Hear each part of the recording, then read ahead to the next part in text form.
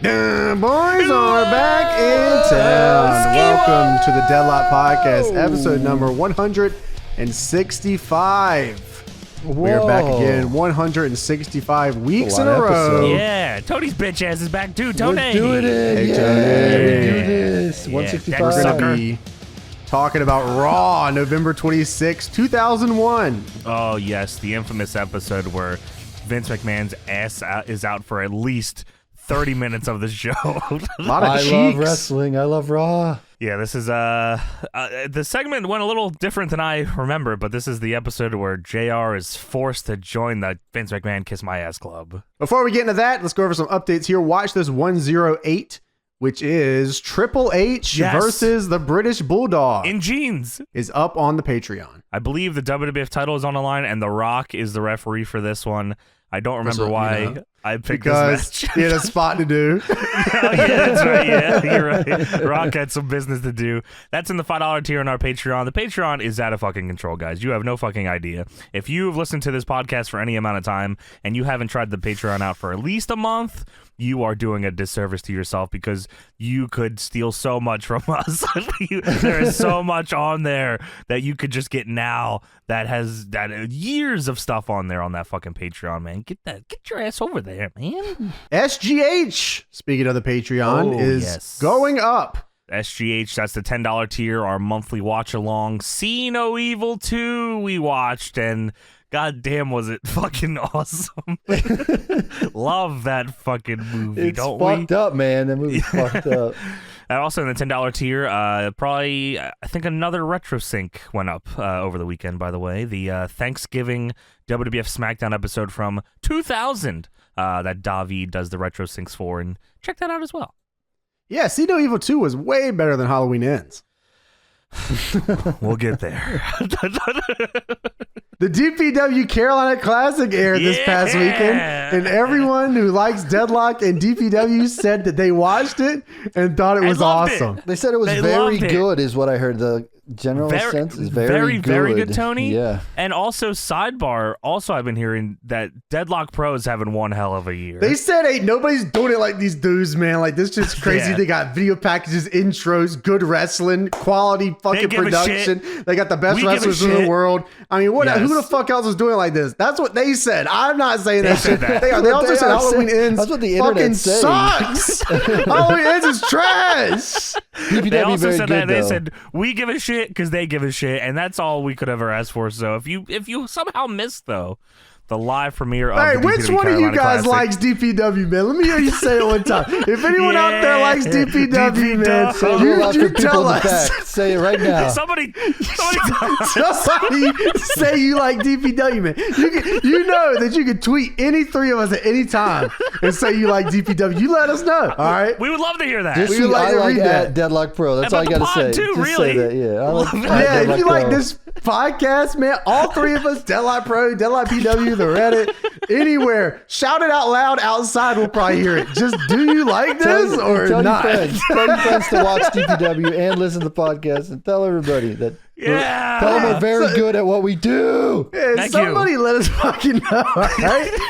Speaking of DPW World's Strongest Tickets, which is our show on November 12th as we make our debut in Concord, North Carolina, which is the Charlotte area. So this is a very big show for us. Yes. Tickets are on sale. DPWTIX.com. And those fucking tickets are flying. Zoom. That's how fast they're fucking going. They're That's so look gone. at the tickets going. If you are able to get to this show, and if you don't come to the show, not only are you letting down the boys, you are ruining my birthday because this show is on my birthday, and you don't want to ruin my birthday, do you? You don't want to do that. Ruin his birthday. You don't want to do that. So get your ass out there. DPWTIX.com. Now it's time for the Patreon shouts outs. Yeah, you little fuckers. Patreon.com/DeadlockPW. You sign up with a new ass name, and we'll say your weird ass fucking name. Maybe some of you will be normal for once, but it doesn't Any of look these like say that. they like Deadlock? Any of these say they like Deadlock? Doesn't look like it's gonna be this week, James. No. All right, starting in the $1 tier. My diaper is so stinky. Tee hee ooh ooh. Yeah, there you go, you freak. Take Fifi and Rene Dupree's fat dumper and monster cock straight to hell, where he would rather die than remember getting A.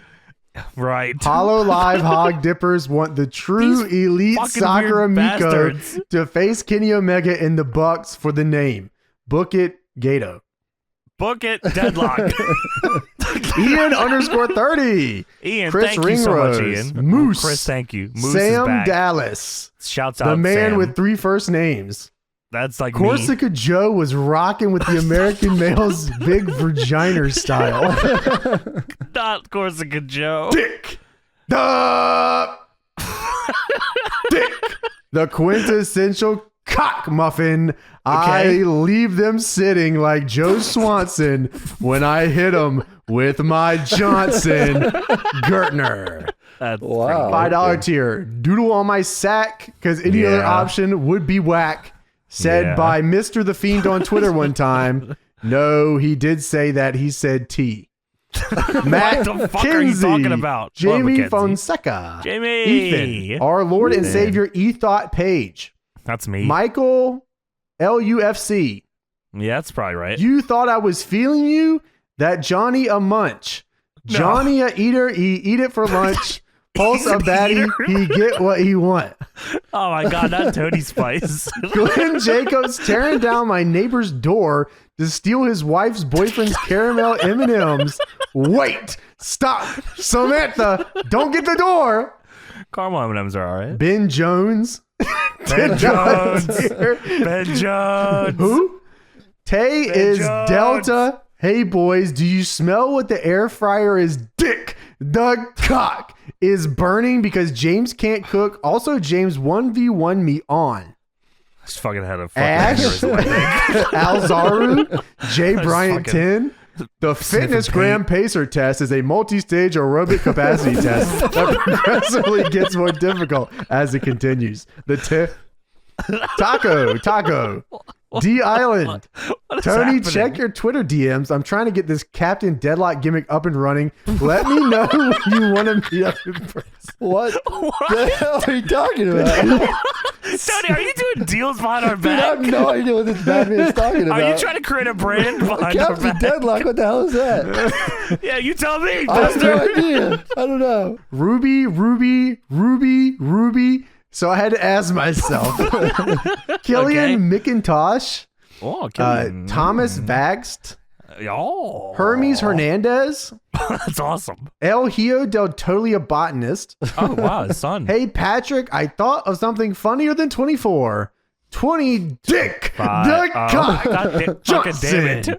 I thought I Irish heard the line. Hash Brown, Savior Oh, I like Santiago, Miguel Savior. Cruz, Ass Hey. Neck Balls, The Second Coming, William You say Lawson, it like that. Ruben Rosa, Ruben. when the Gape God, John E. Blood, faces Too Tight Tony Douglas at DPW horse shit and handshakes, your finger won't be the only thing. I'm gonna fuck you, Tony. I swear I will. The don't know what's going on Volcano here. Jr., DPW Florian. horseshit handshakes. Crazy show name. Florian Schreiber, Cake Maverick. If I That's go my one mother. more week without knowing what happened to Tony's unstained deck, I might lose it, man. Good podcast. Very good podcast. Thank you so much. I can't believe it. We actually got one. Thank you so much. There's a time that was said every week. I don't know what happened to It that was. time. I love Podcast, when very the good podcast was good. Alex Capri. And Hello. that time over at Johnny's place, well, this chick got up and she smacked Johnny's face. Man, we just fell up out the place. Yeah, boys are back Mike in town. Murphy, Eric B, $10.01 tier. Stone Cold Steve Austin's doo-doo stained trunks from his match against Yokozuna. Delicious. $15 tier. Camelback hump. Don Juan Delanuche. Colleen Rock. Hello. Romeo Gonzalez. Hello. Big Papa Pump Jr. Big Money Shaheed The Rock Solo Usman Steiner Bryant. E. Randall fuck? 22. You just said that a little too good. Spacer Woman. Oh. Jake B. Yardie. Why you say it like that? Jake B. Yardie. He spelled said it out. Why'd you really like that? Jake B. Yardie is going to Yeah. World's Strongest Oh. and get his ass kicked by Dick the Cock Johnny Sins. Is that me? Yeah, apparently. That's that match is at DPW horse shit and handshake. So no, you're not. You're good. Good show. Very good show. $12 annual Joseph Shimoski, downtown Kentucky. I love that. Johnson 316 says, I just fucked your ass long dick style. That's why I'm doing the Too Tight Tony Douglas. Doing the horse shit handshakes. Very good show. That ain't me. 180. Yeah, he's not tight. Come on. $100, $180 annually. How many dollars is it, dude? $180. How many fucking dollars is this? $18. Likely purple. Baby right. Scott Steiner, aka Scott Stinker, aka the big bad booby diaper. Yeah, you're rocking. And still the champion of the Patreon of the world at $70.69. There he Chase. Is. I genuinely thought Batista was Mason Ryan until maybe 3 months ago.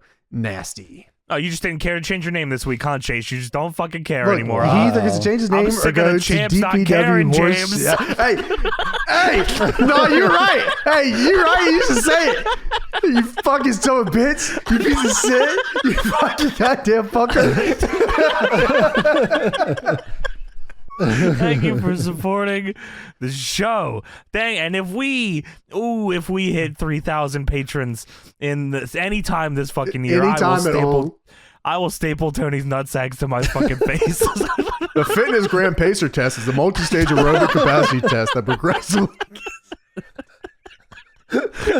All right. We're going to talk about the DPW trip here recently for the Carolina Classic a little bit. Yes. We were all there. All three of us were there, actually. How about that? Oh, my. Whoa, Tommy was there Tommy as well. Was there. Shouts out Tom Dog. Our crew for this show was us three, Tommy, and Hunter Raynor. That was all we had literally on deck. Load, unload, fucking it was just us. It was the disgruntled five doing it every single day. We were super efficient too. It actually is unbelievable how quick we got it done on Friday, loading the truck. 30 minutes, man. It felt like nothing. It was unbelievable. You'll see. By the way, the DPW behind the scenes video will be up before the end of the month as well. Oh, nice. On the DPW tier on the Patreon. Got some fun stuff on there. And you'll see us going through different stages of grief during it, but went all well. What I really want to talk about, though, is the stuff we did outside the show. Because, I mean, the shows are, you guys all kind of get what happens on the shows. What's happening around the shows is the stuff you want to hear about. So Thursday, James, Tommy, and I saw the original Candyman, and it was awesome, by the way. It was very good. I liked it more than the remake because I hadn't seen the original until just then. Oh, okay. Yeah, no, I agree 100%. I think that I mean, it's like one of those situations where I think that they were way different. Like they were totally definitely different, which is fine. It's fine to be different. And I don't know if it was supposed to be a reboot or remake, but whatever it was, totally different movies. I liked both of them. I just think I like this one more.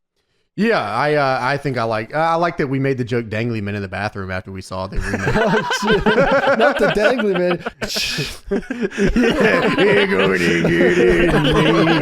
Yo, they're back in the fucking Fed, brother. You gotta tune in to Crown Jewel. James? WWE wins again. They can't stop winning. Bring the dangly men back. Papa H is doing it out there, bro. Dude, why didn't they get you gotta wonder why they didn't even get Tony Todd's voice for any of this stuff. Like I feel like his voice is like the you know what I mean, was like crazy. I don't know. You're right. Super great movie. Saw it at the Draft House, so got to get some beers, it was a good time. We went to the Draft House like 14 times this trip. Dude, I go to the Draft House all the time. It's like my home away from home. You were crazy. I don't remember if it's got a couple days tomorrow. Left. Yeah. I got Nightmare on Elm Street coming out, very first one. Oh, let's go. Because James has like a pass at the Alamo Draft House where he gets like a discount on tickets if he pays like season pass holder. $20 season pass holder. All the movies are $2. And James is using it up. Yeah, they know he walks up, they know what he's ordering. They know. They say welcome back. I go, hey. Yeah. Yeah, how's it going? Yeah. Friday, Tony comes in. And Friday, we get to the Draft House at, 7, I want to say? Sure, a little before 7, I think. Sure, a little before 7 for what we assumed was a 7:30 Halloween Ends showing. And we walk up, And James has the tickets in his hand. We're walking up. James owns this fucking place at this point. He doesn't have to talk to anybody. He doesn't look at anybody. We just walk right in the theater. James is fucking rocking, leading the charge. So we walk up to where our theater is meant to be. Movie enjoyer James. Big movie guy, James. Horror enjoyer James. Big horror for sure. We walk up and there's like a black velvet rope blocking the entrance here, and we're like, oh, that's fucking weird. Like, were we late? Because that doesn't really happen here. And James is on his phone. He's like, oh, let me see here. He says, oh no. I say, don't oh no me. And James says, movie's not till 10. I said, how the fuck did that happen? And then I remember vividly, might I add, James and I on a call deciding to go to the 10:30 p.m. showing of this fucking movie because we thought we were going to be doing the truck all night. And here's the deal with the truck. We were so efficient that we were in and out in 40 minutes. Yeah, which if you've ever like loaded a truck with the ring before and all the shit that you had to put in the truck, 40 minutes with 5 people is crazy efficient. Not just ring. Yeah, all the other shit. Everything that we needed for the show. Yeah. Truss. Speakers, yes. Everything. Super efficient. 5 people, in and out, 40 minutes, blew our fucking like a record, I think. Yeah. Yes, for sure. Yeah, Guinness World Records interviewing us, and we'll be on there soon. Yeah, so fucking movie is at 10.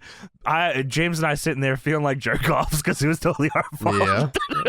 Tommy and Tony were all fucking trying to figure out, and James I'm like, well, what can we, James? Like, well, we can see another movie. I said, all right, well, what can we see? And then you were like, we can see Terrifier 2. And I was like, well, you saw Terrifier 2 already. I don't want to make you see it again. And James was like, oh, no, I'll fucking see it again. Which made me excited because I'm like, oh, okay, it's going to be good then if you want to see it again. So we finally decide we're going to see Terrifier 2. I've never seen Terrifier 1. I don't think Tony has. No. Or Tommy. No. Terrifier 2 is awesome. Wow, what a fucking movie. Yeah, really. Terrifier, the whole series is like a GoFundMe series. He's like, I want to make this horror series. And like, I want to do it how I want to do it. Let's do a GoFundMe. Yeah. So they do, and I'll be damned if this isn't like one of my favorite series ever.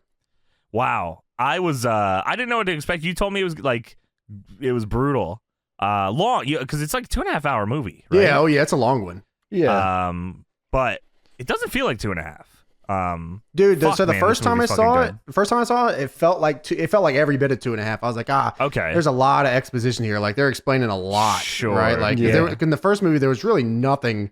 That was like I find that out the next night. yeah. So there's really like Terrifier 1. The story is there's going to be a second movie. Yeah, that you know what it really is, and I actually was kind of glad that I watched 2 before 1 because it made me appreciate 1 more. I think. Well, yeah, because none of the shit at the beginning of Terrifier 1 makes any sense until 2 comes out. Fuck no. Yeah, no way. Chris Jericho is in the movie. Yeah, Chris Jericho randomly in the end of the movie. In the Marvel post-credit scene or whatever. Yeah, Marvel post-credit. Because it shows Chris Jericho's name on the screen, and we're like, I didn't see him in the movie. Where was he? And then he pops up a minute after the credits. And so a lady behind us like, oh my God, Chris Jericho. Oh yeah, oh my God, that is Chris Jericho. That is Chris Jericho. The whole scene, it's not even showing Chris Jericho anymore. That was Chris Jericho. Big A-Dub. Big A-Dub. Chris Jericho in the scene saying, man, I need to go on a diet. Yeah. He's like, give me some of that brain jelly with the eye juice. My diet starts tomorrow. Yeah, that was good. Sweet movie. Because it's not like it's not like shitty fuck ass Halloween ends. So Is it time? It'll probably hopefully I believe in Terrifier more than I believe in any Halloween movie past 1 and 2. So just before we get to Halloween ends, I do want to say that the DPW show went fucking fantastically. We unloaded the ring, and shout out to the people that showed up to help set up the ring. That was a pain in the fucking ass. That building is very fucking cool. Shouts out. Yeah, the Durham Convention Center. Awesome. The woman that helped us too was awesome. She was very nice. She said her favorite parts of the shows were the entrances, and we said, yes, that's wrestling. Thank you so much. Yeah, that's right. Very, very correct. Shouts out to everybody who came out for the Carolina Classic. Fucking pack that sumbitch.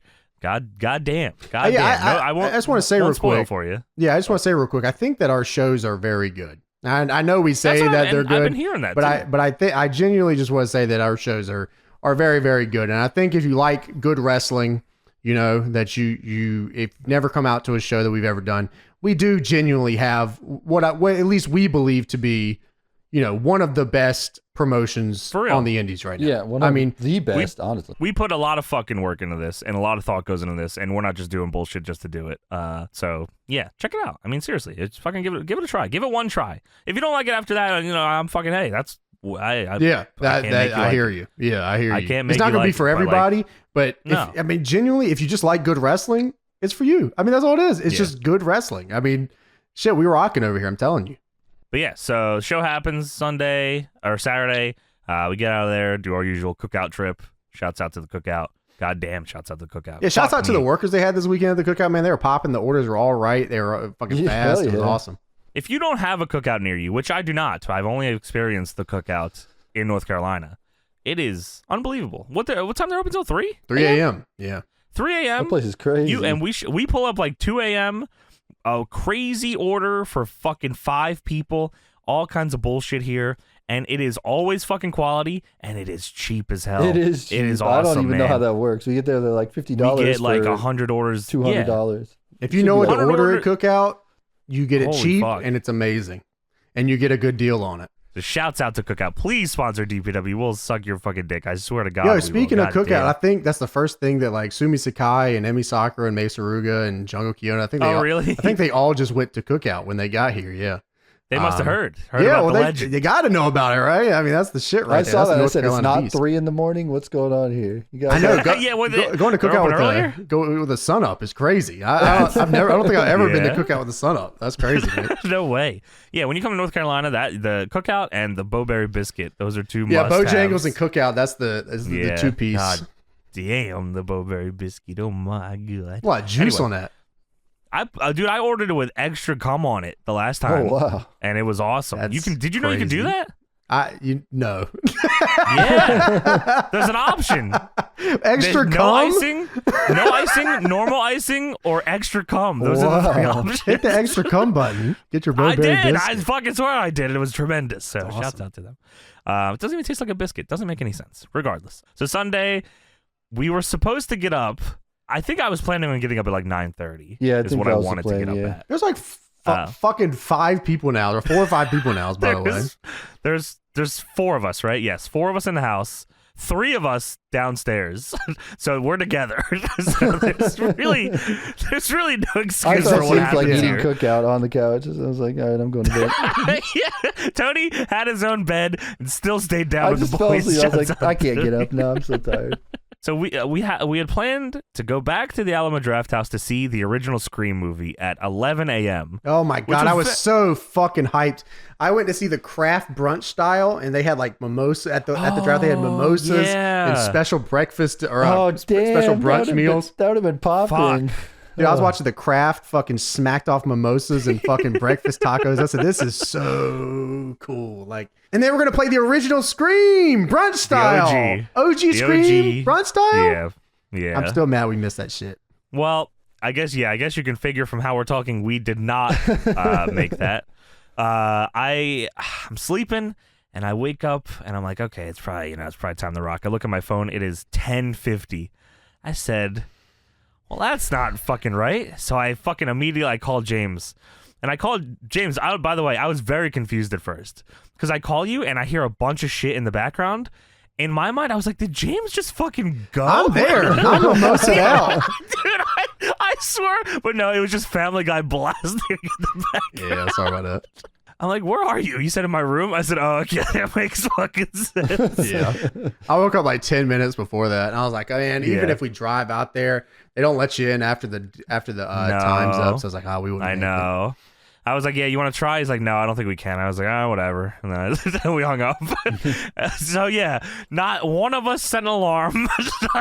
How did this happen? Setting an alarm? I don't know. I don't know. I just assumed Johnny or someone else would do it. That's why I didn't do it. You can't expect me to do the fucking Mandela effect, man. Like it's like saying. It's like when you got 4 people and then the Mandela hits and you're like, damn, I thought somebody would have done it. Fucking hate that bastard. Not even Mandela did it. I was on Midwest time, so I was on Central time. I was like, I was on Mandela time. We got plenty of time, I'm an hour behind.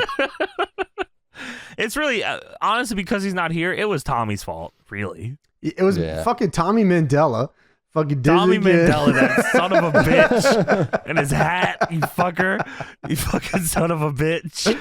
I don't know if he listens to this show. He does. Hey, Tommy. Shouts out Tommy. Love that Tommy. So we did not see Scream. We were also going to go to the state fair, but we were blown up after we did the truck. Yeah, state fair is fucking COVID central, I'm sure, too. I'm kind of glad that's we didn't also. go. I didn't even think about but that I wanted before we the went. deep fried Oreos. Yeah, well, I mean, we could have like got them from, could have made them. I got an air fryer. I don't. No way. What? Come on. I got the juice on that bitch now. I got that I don't thing want ironed juicy. out. I don't know about juicy that. Oreos. I'm not sure about that. I haven't seen you on. test drive that in person, so I gotta wait to see. You have not. Yeah, I was gonna say you haven't used that once in front of us. Y'all just want cookout and fucking Bo Jangles And you won't and Duncan. let me have any of the grapes in your fridge either. Dude, somebody was just eating all the grapes. Some mystery man. I don't know. there is Some miscreant fucking bitch taking all my damn grapes. So yeah, we are putting out a fucking search warrant to whoever's been eating James's grapes. I think James is eating them. He's fucking 4 a.m. on Monster and grapes. James? Yeah, he doesn't even remember. I mean, I do be eating grapes. I be You eating do that, be drinking monsters I too. be drinking grape. So yeah, then we did that, came home, watched Terrifier 1 and The Simpsons. You had to fly. Oh my god, Tony, we're watching the fucking Simpsons, and there's a scene where Bart and Homer are in like a bike shop or something, and I don't know if it's Homer saying he can get the bike or something, but Bart looks at Homer and says, "Is that for true?" And Homer looks at him and says, "That's for true." That's I for said, true. What? I said, what? That's awesome. I was blown. Simpsons did Simpsons it. did it. They did Simpsons it did again. it. They always do it. Well, here's the part that everyone was waiting for. We go and see Halloween Ends, and it is 10:30 at night, and we just saw Terrifier 2. Terrifier 2 was awesome. We said it before we walked in. This movie is better than the guy when we walked into Terrifier 2 said this movie is way better than Halloween Ends. You're right. He did say that, and he was wearing a Halloween shirt. He said, "You guys seen Terrifier 2?" He said, "Yes." He said, "This shit was awesome." I said, "It was good."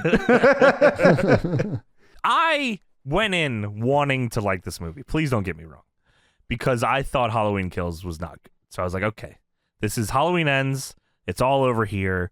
They're gonna do right by the big man, Double M, Michael Myers. All right, spoiler city here, everybody. If you we're doing you a favor, but if you wanted to go see Halloween Ends, don't fucking listen to this part. You can skip I don't know. If you want to go see Halloween Ends, don't. You don't go see it. Watch it on Peacock, okay? If you want to see it, don't even do that. Don't even do that. Watch it for free. But maybe you should actually to experience what they did to Michael Myers. It's egregious. I mean, it's been years since they've done anything right by him, so I don't know what you're thinking. But even the last movie, Tony, Halloween Kills, he was at least doing Michael Myers. He was at least Michael Myers. This wasn't a Michael Myers movie. This was a Halloween movie. What? This was a piece of shit. Out of an ass. Dude, I don't even want to hear that this was supposed to be. If you even reference Season of the Witch, I would kill my mom, kill my dad. God damn it. I don't want to hear it. Once the opening scene happens where homeboy kills the kid by accident, I knew we were in for some fucking bullshit. I knew it. I knew it was going to be about this fucker the whole fucking time.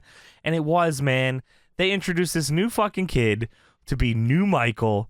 And Michael's a bitch. They introduced the new kid to be Michael and then kill him before the end of the movie. What did we just spend an hour and a half on? Michael doesn't show up for 40 minutes. Michael doesn't show up for 40 fucking minutes. And when he does, he's a dirty little sewer rat. He lives in the sewers eating pizza with the turtles. Eating pizza in the sewers with the turtles. They imply, listen to this shit. They imply that Michael Myers gets stronger when he kills. But then at the end of the movie, they go, no, that's not fucking true. He's a piece of shit. He's a piece of shit old bitch. He's an old white bastard. You fucking milquetoast, fucking white guilt piece of shit. Dude, the first thing they said they were going to do when they brought this goddamn series back was put a fucking emphasis on Michael Myers, because we had gotten so far away from him being the embodiment of evil that we're going to bring it back around. The first movie had promise. Halloween Kills fucking sucked dick. It was bad. This one was even worse. This went from the dick to the ass. Halloween Kills, at least, like this made Halloween Kills seem sweet. Like, Michael Myers was stabbing people with light tubes. Dude, we are so past. Dude, and he didn't even kill that one girl from Halloween Kills. She was alive. She was alive. Michael does not leave people alive like that. Second off, no. Fucking, I knew we were so far away from good Michael Myers because Tony turned to me when Corey was driving the car and goes, yo, that's probably Michael Myers. And I'm like, God. It probably was Michael driving the car. You're probably right. But it wasn't. It should have been, actually. He was Yeah. fucking sleeping in the sewer or some shit. That sucked. By the way, Laurie Strode is just okay with Michael Myers just being out there. So I've kind of moved on, got myself this new place to live, and I'm writing a book. Not too worried. Yeah, about she Michael. spent the last 2 movies. She was in the hospital in the last movie, freaking the fuck out so bad that they killed a random guy. The third movie comes around. Shit, I don't really care. I'll be honest with you. Halloween time. Yeah, what? It's all right. Get the pumpkins with man. the pumpkins. They introduced this new thing where Michael can look into your eyes and now you want to kill. What the fuck? This is the first time in 20 movies this has ever happened where Michael Myers can feel the bloodlust of a random kid and goes, me will kill. Yeah. And the kid goes, okay. And then they do scenes where Michael and the fucking kid are double team killing people. Tag team. And they show the kid going to these places on his motorcycle. And somehow Michael knows where he's going. He knows where the fucking plans are. He knows who they want to kill. What is he on the back of the fucking motorcycle? What is going on with these fuckers, man? I don't know. This whole plot here was for people who still use Tumblr. You cannot trick me. This felt like the entire character felt like the most Tumblr-ass love story. The whole writing, the whole script. Oh my God. He said, Homegirl falls in love with him in 3 days. He comes back every night. Yo, I just fucking killed somebody. Yeah, well, okay, I don't that's fine. care. You want to fuck me? You want to fuck right now? Lori you try goes, to fuck or no? this guy's pretty cool, ain't he? She goes, yeah, I want to marry and have sex with him, and I don't care if he's a murderer. Well, I haven't murdered anybody yet. You can, and you should. They put his ass in the junk. He worked at the goddamn junkyard. He worked at the car place just so they could give him a reason to wear the jumpsuit. Yes, right, exactly. Shit, you're right. Yeah. And the most unbelievable part of the movie. This is like the fucking end. Scene, is that what you're talking about? No, Tony. Oh my God. Oh my God, I know what he's talking about. This scene will go down in history as the moment Michael probably, you could argue he's been ruined for years, but nothing will ever compare to this kid crawling into the sewer No. and telling Michael, you have something that I want, ankle picking Michael and grapple fucking him for 3 minutes straight and stealing his mask and running away. And just getting away with it, and Michael lets him go. He got away with it. I thought it was a joke. I thought it was like a scene that they put, like the Alamo Drafthouse put into like to fuck with you. They grappled. Michael Myers is an old shitty fucking old man, and this kid fucking ankle picked him, double legged him, and fucked his shit up for 3 minutes and stole his fucking mask. Give me that. Give me that shit, old man. He legit did that, by the way. This is all correct. This is real. You see, but Michael looked in his eyes, so that was really what happened. Holy fuck, dude. And then he died. And then he died. Yeah, Michael. And then they fucking Spider-Man 2'd Michael across the fucking junkyard and put him in the fucking mixer. Dude, even before that, Laurie just Spider-Man 2. Laurie just kills him in like 3 seconds. Like the worst, the refrigerator on the Michael. Shittiest fight ever. The refrigerator on Michael. What I say when we left the movie, I said, this is the most health inspector ass movie from SpongeBob movie I ever seen in my life. They basically just said, die zombie, and they killed him at the end of that. Look, I've seen a lot of horror series in my life, and I've talked to Chris about this before too. And after this movie, I don't think there's much ground for him to stand on anymore. But this has got to be the most L horror series of all time, and I've seen some really shitty fucking horror series. I mean, at no point should they have ever been able to make any of these, right? But holy fuck, does Halloween have like 3 good movies out of like 15? That's all you get. Yeah, that's all you get. I think that's I feel like how it goes most of the time. And even the 3 that are good, only 1 is like really, really good, and it was the first one they ever did.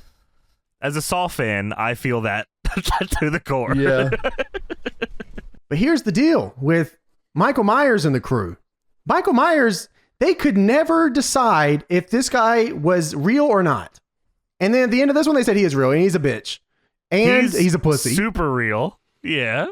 Unbelievable. Dude, at one point she legit just says you're just a man. You're not the embodiment of evil. No. You're just a man. You're not the boogeyman. Yeah, you're just a man. Bitch. Don't even do that on a movie, but write a book. Fuck you, man. I'm not sure if there is any more horror movie at this level. You could say maybe Leprechaun or whatever the case may be. But I don't think you can compare Leprechaun to a series like this because most of them were either straight to DVD or like didn't get theatrical release or whatever the case may be. On a level like this, Friday the 13th, Halloween. Friday the 13th was a ripoff of Halloween, and somehow it doesn't take as many L's as Halloween does. You're right. Nightmare on Elm Street. I mean, really, when you look at it, this has got to have the most L's, right? I mean, I haven't sat down and made a list, so I could be wrong. But goddamn, this series has a ton of L's. Yeah, absolutely. It feels like it. I mean, if this is supposed to be the cap off of it, I mean, what a fucked up way to send them off. And even if you were to even if this movie was to take a lot from Season of the Witch, the 3rd one, this is not the fucking time to do that. This is not the fucking time to do that. It's not the time to get artistic with it. Do you know what happened the first time they did the fucking Season of the Witch thing? The series almost fucking died. So why would you do it again? Because everyone at the time said, we want Michael Myers. They said, we want Michael Myers. We do not want the witch and the skull, and we don't want that shit. We want Michael Myers. And they go, oh, okay, good. Well, he's back. What'd they do again? They get another chance again, and they go, wait, you guys wanted Michael Myers? What is wrong with you? How is this keep happening? Stop tripping. You know that this shit is about... Stop tripping. You know that this shit is about the shape. It's not about Lori. It's not about her fucking daughter. It's not about her fucking granddaughter. It's not about Corey. It's not about anything else. It's about fucking the shape's connection to Haddonfield. And I hear you that you wanted to give Haddonfield the fairy tale ending. Nobody ever wants to see the fucking fairy tale ending in Haddonfield. In a horror? You will live for this fucking destruction forever because you deserve it.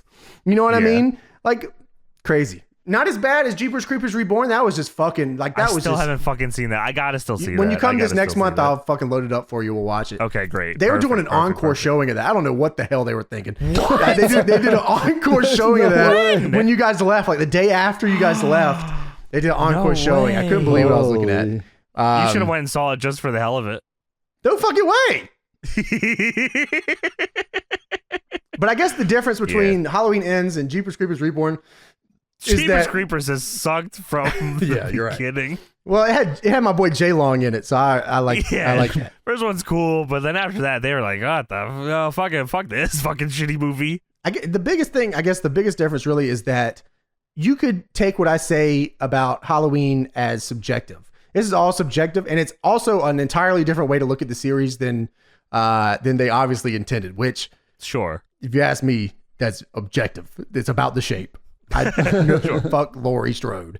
But Nancy from Nightmare on Elm Street is the better final girl. She came up on the movie and said, "I am the best final girl." I knew that movie was gonna be shit because she's lying. She said it before the movie, right? Because Nancy fucking died for this shit, and it was worth it, and it made fucking for a great moment, and it made sense.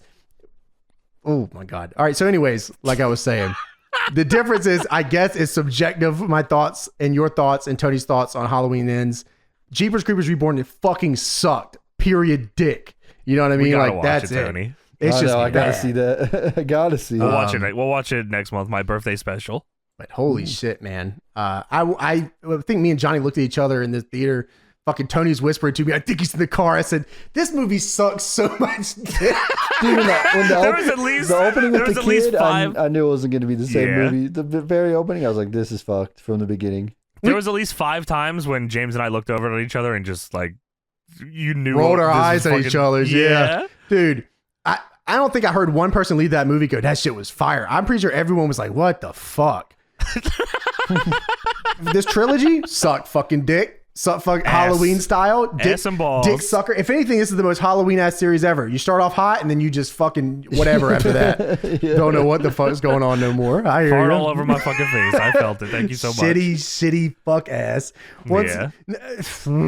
L. Shout out John Carpenter. You deserve better than this. I don't know why your movies keep getting this shaft and like this is should be like that. Please stop having fans write the movies. Appreciate that. Thank you so much. Well, there it was. That was the DPW trip. We hated this fucking movie. We hated this movie. Freddy Shouts out to the Krueger Reddit fucking that asked clears. for movie reviews, by the way. Fucking clears Michael Myers. I never want to hear any otherwise. Yeah. Chris Danker. And it's also, I also think it's very funny to look at the new Nightmare on Elm Street and see that shitty ass Freddy Krueger they had in that movie. That shit was crazy, bro. He looked like a was little, fucking crazy. little fucking freak. Smacked ass. Yeah. They said, we are, Fucking hell. hey, we hear you. We ain't doing that shit no more. We hear you. There's not gonna be another one. I promise. Sorry about that.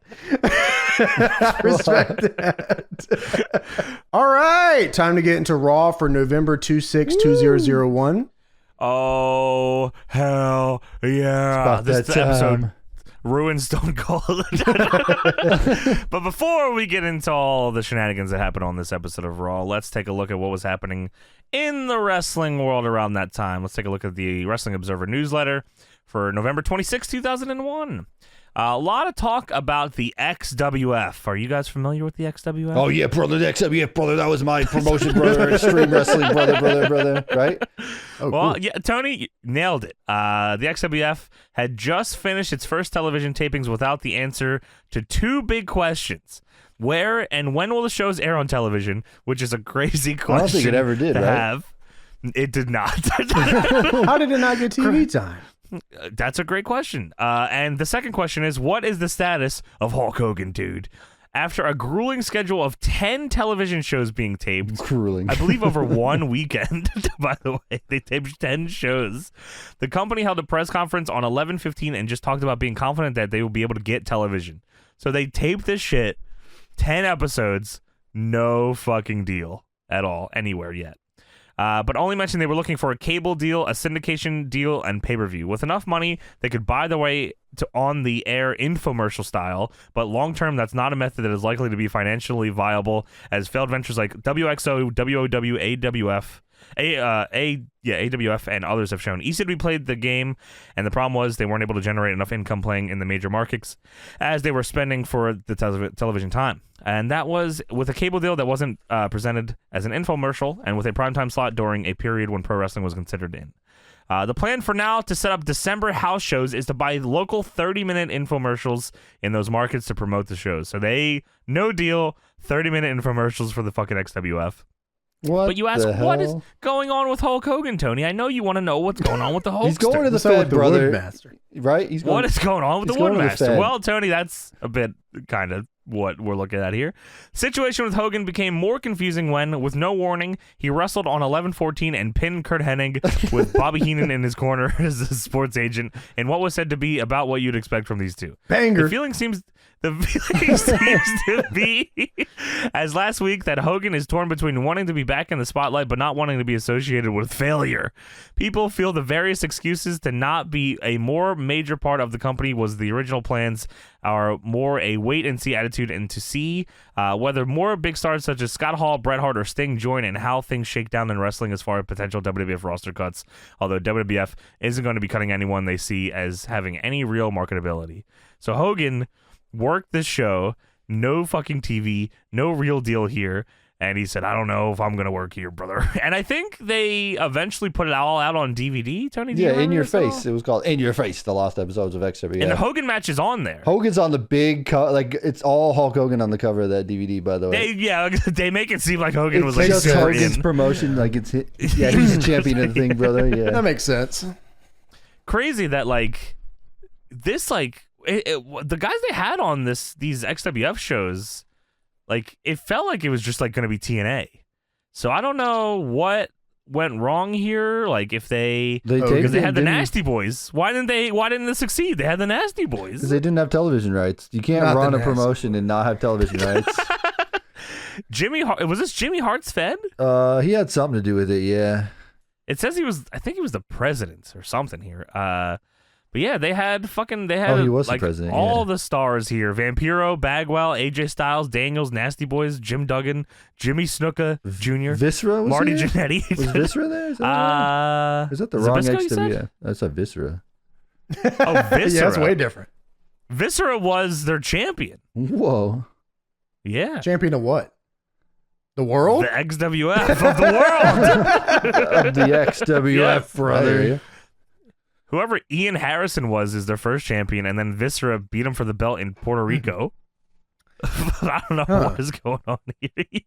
This kind of reminds me of Global Force Wrestling, where they're like, "Yeah, we'll just tape some stuff, and then we've got TVs or something. Just hope we can make something of it. Something will happen, but never did." Yeah. But yeah, they have like a ton of WCW guys. This just feels very TNA here, and they just speaking of Global Force work. Wrestling, why the fuck didn't they just put it on the internet and shit? Why were they so gung ho on the TV thing? Because they needed a TV deal. That's the whole thing.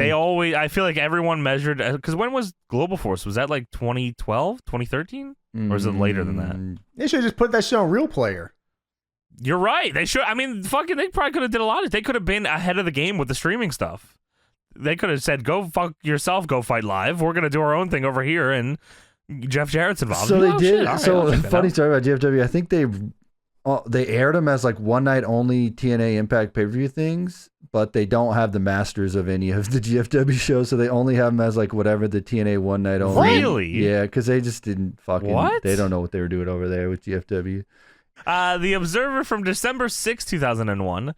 This is about this show, actually, that we're reviewing here.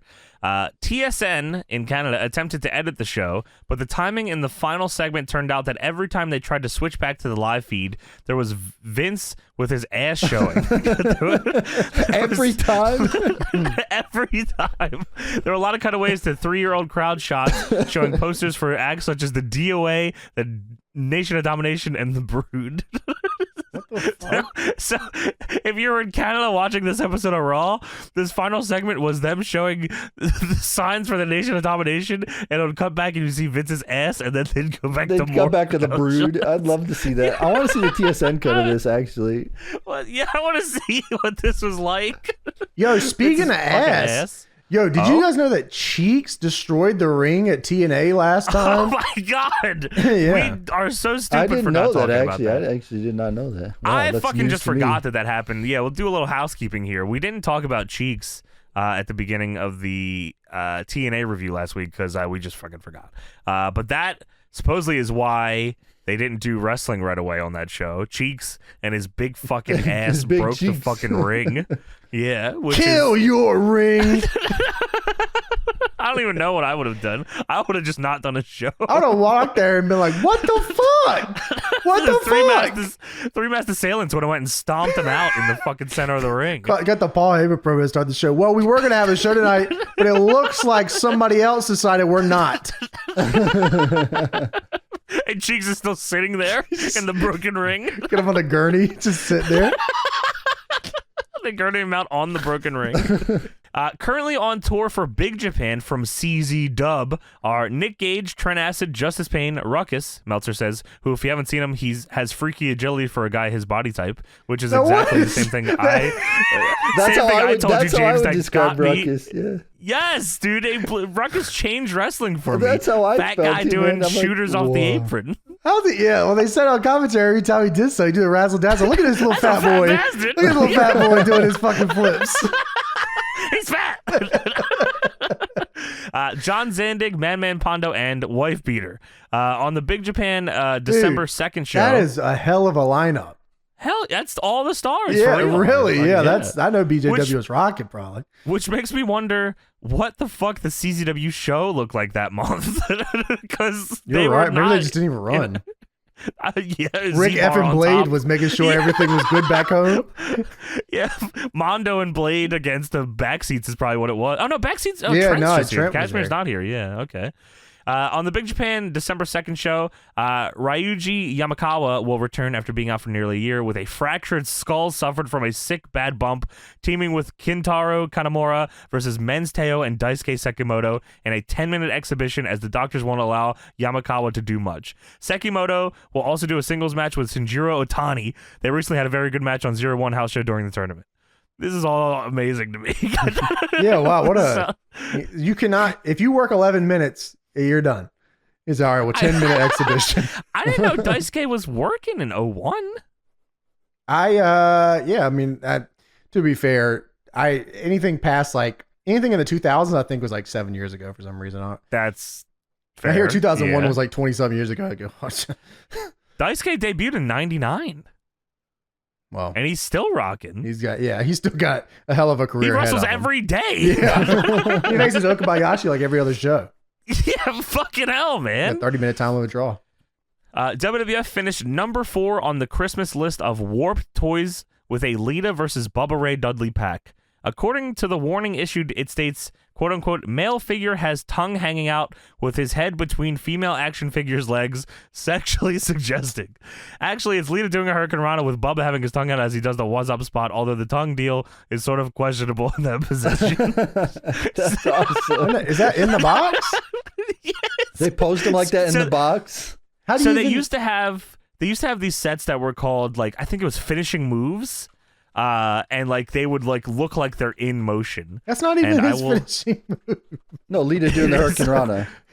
Lita doing the Rana to him, yes. Let me see if I can find this for you here. Oh, I do see the finishing moves thing. I see Kurt Angle doing the angle slam. Here's a picture of it.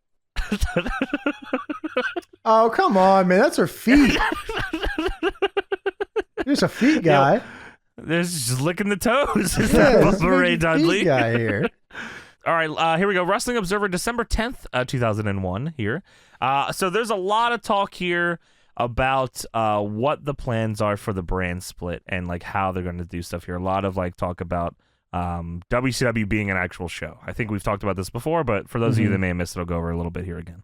The next idea, which is still the idea, as of this time, the idea is still to do this, was to give WCW the Raw slot and WWF the SmackDown slot, targeted for a late July split, with wrestlers from both quote-unquote companies working house shows for a few months before the WCW name would spin off on its own house show tour. Those plans were nixed when the reaction, when the WCW wrestlers and more the brand were put on the air to build the planned angle was so negative, and fans became vehement with the idea that Raw tickets were going to be for an inferior WCW brand. Which is fucking crazy. It was going to take all the promotion ability of the company to shine up a name they had taught the audience to hate for so many years. That is a pretty fair point. Yeah, that's true. Let's face it, promotions have done that forever in getting the most hated heels over as baby faces, but late July was clearly too quick for the audience, so plans were put on hold. With the new television angle of WWF versus McMahon children all led alliance dying, and this was solely due to bad booking and a lack of long-term planning, McMahon then decided to, as Linda said a few weeks ago, punt. They killed both the WCW and ECW brand names to end the Angle at Survivor Series, but they still had the idea of splitting up the companies as promised to stockholders and wrestlers as a way to generate more income, which is where we are now. So at one point they were gonna fucking go for the WCW Raw thing, which I would have loved to see how it would happen. Cowards. Like, I don't know. Come on, man. In my mind, it would have been cool at least for a month. You know, I would have rocked it full time. Yeah, I mean, that's fucking sounds fun as Buff hell. Bagwell, you know? There ain't no way Buff Bagwell's getting on this show. Get your fucking head out of your ass. There's no way. There's no way. Sorry. Yeah. I thought he did pretty good. Sorry about that. No, it'll be the Raw roster when they actually did the split, but it'd just be called WCW. They wouldn't even give you any WCW. Were they giving WCW Raw because it was on Mondays already? Yeah. Nitro? But you think Raw would be I'm surprised more Vince was willing to give it up. Yeah, wasn't Raw Like, be Raw, more like, prestigious, you think, of a name? That's what than I thought Vince SmackDown? would be like, you can't fucking take it. You get shitty SmackDown. Yeah, that's what I would figure. But no, Vince was gonna take shitty SmackDown. I guess he does take SmackDown because Flair is the GM of Raw here. So, but yeah, so that was around that time. Yeah, they were gonna fucking WCW was just gonna be a show. Yeah, Buff but Bagwell would have sucked. been #1 on that show, man. We're talking would have No Easy Money. Sorry, he was way. gone. There's Easy no Money. way. Buff Bagwell's What? gone. Easy Money? Yeah, Easy Money would have been up there. Sugar Shane? Going crazy. Nah, You are everybody been out of going your crazy. fucking though, mind man. if you think any of those guys are going to be in there. We watched Greed at James's house, and What a fucking dog shit show. They're rocking. What do you mean? That show was fucking brutal. What? Come on, man. They had Easy Money working 20. They did. That was the opener too, and they had 6 segments of Dusty Rhodes shitting his pants in his yeah, son's face in hey, the a back. bunch of burritos. That's what was holding the fucking company down was that. Dusty Rhodes. Yeah, it was Ric Flair wrestling in moccasins and pants and a Hawaiian shirt on pay-per-view. Dude, yes, every match had a low blow too, and the referees ignored every Holy single shit. one. Of Yeah, them low for blows some weren't against the reason. rules. Yeah, no way. Yeah. Dusty Rhodes, I Crazy. shit my pants, daddy. Yeah, I hear you. And then they do the stink face with his shitty ass. Yeah, what the fuck, All right. man? Easy Money said, what I got 20 for? What was his name? Oh, Jason Jett. Nobody's dying. Who cares? Big Japan ran the biggest show in its history on 12/2 at Yokohama Arena. The crowd was announced as 11,923, but the real number was probably right at half of that, with significant papering. John Zandig announced that CCW would no longer be working with Big Japan. He did this announcement before he beat Matsunaga to win the deathmatch title. Damn. in an explosive glass match, and Ruckus won the Big Japan Junior title and CCW Junior titles over Winger and Trent Acid in a 3-way. Matsunaga was set on fire during the match and blown up twice. That's cool. Awesome. Zandig also replaced Van Hammer in a 4-way light tube match. What Replaced. the hell? Replaced him in a 4-way light tube match with Beater, Pondo, and Jun Kasai, with Kasai pinning Zandig. Bro, they were cooking big style. This is awesome. Kojika, after the show, said that Zandig tells him on every tour that at the end that all the CZW guys aren't coming back, but they always do. He did say that in the dressing room after the match, as Zandig told him this time he meant it. I hear you. And I think he might have been right, because that might have actually been when they stopped working with Big Japan, and Zandig burned the bridge until 10 years later. So, Well, there you go. Dude, Van Hammer in a fucking 4-way death match sounds awesome. Yeah, no, that does. I like that. That legitimately sounds like a fun card. Yeah. And the last piece of news here, I have something later pertaining to the Vince stuff that Meltzer talks about that I'll save for the end segment. But RF Video is getting into the wrestling promoting game with its first show on 2/23 at the Murphy Rec Center in Philadelphia, called Ring of Honor. Oh my! The Murphy Rec Center. Shout out. Murphy, yeah. They have one advantage when it comes to doing indie shows in that they can sell their tapes and merchandise at the show and can make money from bringing in hot indie matches for their tape clientele and selling the tapes of matches with guys like the American Dragon, Spanky, Loki, Guerrero, etc., whose names won't sell tickets but will have great matches. So ROH is just starting. Oh boy, which is crazy. It's like in my mind, like I wasn't watching ROH until years after this, but ROH starting while for some reason ROH existing and Stone Cold Steve Austin still wrestling doesn't add up to me. Crazy. I don't know why. Yeah, that's nuts. Think about it. That doesn't seem to connect for some reason in my brain. Yeah, but there you go. That was going on in the wrestling world at the time. All right, let's get into actual Raw here for NOV 262001. NOV26? What the hell is that? What are you saying over That's there? a hard. That's what is wrong with the you? date. Oh my god! All right. Come on, guys. Backstage earlier today, Vince met with Ric Flair. Ric Flair, who's very sweaty, very sweaty Very for hot. some reason. He's in a full suit. It's a hot house here tonight, and Rick is pissed off that Vince talked down to him on SmackDown last week. yeah, you're talking down to me. You're talking down to me. Woo! Then you put Jericho in a handicap match, then Regal and 5 guys jump Austin and leave him playing. We're partners. You and I are We work partners. together. We're partners. He talks with his work hands. together. I don't know. He's sweaty. He's No, he's clammy fucking, and yeah, well, I mean, okay, this is why he's sweaty. So Rick, when he cuts promos, talks with his fucking hands. He fucking, and you, I'm 50% owner, and you know, woo, I'm 50% owner. They probably taped this 8 times in a row. 700 Yeah. times. So he's walking, a year, yeah, right? I'm 50%. Goddamn. Goddamn. Yeah, this was cool, though. I like this segment. Yeah, well, Rick pretty much lays down laws. Listen, man, you're not making any fucking decisions without me. That's what I say to Tony every month. I say, you're not making What any are you fucking doing? decisions without me, Tony. Fair Yeah, enough. what the fuck are you doing Fair here, Tony? enough. And Vince shakes his hand. He says, I have a way to make it up to you, Rick. And you're going to like this. Just bear with me. And he just leaves. Flair's like, all right, no problem. Bear with me. You know what's crazy about this? It goes to the intro, and it's still My Life in a Box. In my life in a box in our fucking feet. Yeah, I don't think we get across the nation soon, though, right? God, I don't even remember this era with My Life in a Box. I remember it. This is that weird post-invasion era with Life in a Box. Yeah, I guess I can see what you're saying. Yeah, to me, I'm like, oh, we're past, you know what I mean? In my mind, anyways, like, oh, we're so past Life in a Box. Across the Nation actually doesn't come around till April of the year after this. The roster split, right? Yeah, you get Across the Nation for like 6 more months. That's crazy. It is. You know, you're right. It is. Yeah. Well, just as crazy as when fucking Hunter Rainer told me that Across the Nation is still around in S407. That seems wrong to me. Hunter Rainer wasn't even alive when My Life in a Box was playing. Oh, fuck Hunter Rainer, man. That little fucker. Dude, Hunter Rainer, by the way, sidebar about last week, by the way. Hunter Rainer told me that Bo Dupp was his science teacher. And he didn't know until he worked on a show with him. That's fantastic. That's wrestling. Unbelievable. Bo Dupp giving himself wedgies. Well, tonight, Deadlock collides when Duchess of Dudleyville Stacy Keibler and Trish Stratus meet in a bra and panties match for the women's title. Dude, I couldn't believe it. I was like, holy fucking shit, here we go. This is the series. This is like the best of 7 series here, man.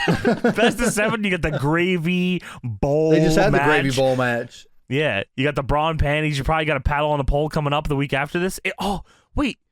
Paddle on the pole, hardcore, no count out. Yeah, we already talked about that too. That was that Pin one, segment. yeah. Dude, this is God. Stacy and Trish is like the Sox and the Yankees. Like, this is like it right here. You know what I mean? Yeah, we were right, really. History will look back and agree that at least we were in the right categories of who we liked. It's just, you know, we're on different sides. Different sides, like Day of Reckoning 1 and 2, you know, just different sides. That's true. Day of Reckoning 1 was better. Just everyone knows Well, that. whatever one had Stacey on it is the better one. It was too. There you go. Vince McMahon Town Hall. This is also in Oklahoma City, Oklahoma. And JR said, "Oh, it's great to be home for me." Yeah, and Waller says, "Well, last time you were here, it wasn't a pleasant experience. What happened? We they talked didn't about go into that that last any time further. where he got beat up, didn't he? Was that the one where he got his ass kicked? You know- I don't remember. Was that the Austin one? That was the Austin one, yeah. At some point, JR has to pick up on every single time they're in Oklahoma. Sore throat. Shit goes bad. Yeah. I can't come into work I got today. strep throat. Yeah, that was the Austin holy one where he beat the shit out of him in Oklahoma. That must have been the last time. Wow. Holy fuck. We are just going through this series of JR gets his fucking ass whooped. moments. Also, at the same time, trying to desperately find an Undertaker main event that was worth watching. Still cold. Vince McMahon Town Hall here. Vince McMahon is out here with Kurt Angle. Yeah, Kurt's in a long sleeve angle shirt and blue track pants. There's a sign in the crowd that says, "I want to touch the people's ass," which is fair enough. I guess I respect that. Vince said, 1 week ago, we had the first inductee into the Vince McMahon Kiss My Ass Club. And I gotta admit, it felt good. I like people kissing my ass. And tonight, a second individual will join the club right here tonight. Big Pop. They love it too. They love They that ass. love the You kissing know who of the doesn't ass. love the ass? TSN. Who's DSM? Well, they want to try to not love the ass, but they were forced to love the ass. They don't like the ass. And Vince says, "Before I reveal that individual's name, let me introduce you to an Olympic champion, an American hero, a WWF hero, a man that has never kissed my ass, the soon-to-be first undisputed WWF champion, Kurt Angle." And the crowd chants, "Angle sucks." And Kurt says, "I don't suck. I'm an Olympic gold medalist." Well, all right, That's fair pretty enough. Kurt says, "I was the toughest kid on my block growing up. Nobody ever stepped foot into the neighborhood sandbox unless I said so." Sandbox. And Jared says, "Sandbox." And then the Boy Scouts. I was the most decorated Boy Scout in history. My Boy Scout leader told me I was special many times. And Jared, The delivery on this is like unbelievable, by the way. Kurt Angle is, Boy Scout leader said that I was special many times. Oh, no, what did he now? Is that right? And then came high school, where I was all state in athletics, all honors in academics. I was the toughest kid in the glee club, and not to mention the prom king. And Lola says, "Prom king? Oh, wow." And Jared said, "Oh, that's big." I like that. I like the not an ass kicker or an ass kisser, if I will. Yes. Yes. But totally an ass kisser gimmick here. Of course. Yeah, it's Kurt was always fucking tremendous at that. He was like the best he had no qualms about looking stupid. He had no issue This at all. era of Raw, nobody really had any qualms about looking stupid. Like they definitely, right. And that's why they were all fucking over. Yeah, they were definitely like even when we'll go backstage here in a minute. We are definitely looking as dumb as possible. Yeah, you're right. You know what? You're right. Yeah, the whole show is surrounding 8 people that just do not mind looking dumb, except maybe The Rock. The Rock never looked dumb. The Rock went on a fucking tangent tonight. Yeah, we'll talk about that. He says, when I beat Austin, and then I'll beat the winner of Jericho vs. Rock, I'll become the first ever undisputed champion. And it's true. It's damn true. And Vince, you're right. I'm not an ass kisser. By the way, how was your Thanksgiving? Vince said, it was great. Thank you for asking. We have some Thanksgiving footage. They may have, some of you may not have seen this, a little incident that took place on Thanksgiving. And first it shows Monday, where Austin was beating the shit out of Kurt Angle, and then Vince tries to stop him, and then Austin fucks him up too and throws him out of the ring. And then on SmackDown, Austin hits Regal with a stunner and whooped his ass too until Test runs down. I said, what? I said, what the fuck? Dude, this and whole not only group. that, Test runs down, and I'm like, okay, Test is making a save here. Okay, that's fine. But then I see in the ring, the Dudleys and Christian are also jumping Austin. Test, the Dudleys, Christian, and William Regal are a squad here, stomping out Stone Cold Steve Austin on SmackDown. Dude, what the fuck? Stone Cold Steve Austin takes a 3D. A 3D and then gets put in the Regal stretch. I have never seen footage. Why have I never seen this? Austin takes a 3D and then a Regal stretch? This is like dude, like a year before this, they would have never had Austin do any of this shit. No Austin way. would have hit all of them with stunners one after one. They would have all fed in for them, and then he would have drank beer on their asses. But he just gets beat up. He gets stomped out 3D Regal stretch. And it's actually not the worst thing that happens to him on the show. How is this possible? I guess this is, we're getting towards the end here, so. They're like, you gotta give it back to everybody. To these guys. That's crazy. To these guys. Yeah, I hear you. Well, Vince says the moral of the story is that Stone Cold doesn't want any more of Mr. McMahon. Austin learned his lesson, as he damn sure doesn't want to go through McMahon Austin 2. And therefore, I don't think it's too much to ask that if tonight, Mr. McMahon takes his jacket off, drops his trousers, he's very descriptive here, pulls my underwear down so you can see my magnificent keister, and Stone Cold come out and kiss my ass. And if he knows what's good for him, that's exactly what will happen to him here in Oklahoma City. So Austin is joining the Kiss My Ass Club tonight, and that is what they build for all night, is Austin is going to kiss Vince's ass. It somehow... All right, we'll get there. We go backstage. Test, the Dudleys, Christian, and William Regal are backstage. Happy to hear about all this. Regal is like mocking, getting on his knees and kissing Vince's ass. He just did it last week. You can't fucking clown the dude. He's cool with it. He's all right with it. He said, all right, I did that. Bubba smacking his own ass to imply that ass is involved here. And Regal says, don't think for 1 second, that Stone Cold forgot what we did on SmackDown. He's going to try to get us. And we got to fucking stick together tonight. And, if we go to the car park or the toilet, we got to stick together here. And then Ric Flair walks in. He says, you guys should be really proud of yourselves. 5-on-1. You didn't think I'd come back here and say something? You all have matches tonight, and if any of you interfere, you're suspended. And Tess says, no way. Not me. I got fucking immunity. You can't touch me. I got immunity. The Alliance immunity. They did that fucking immunity. What was it, the Battle Royal? Or was it just a match? His entire career after this. Yes, he always had immunity.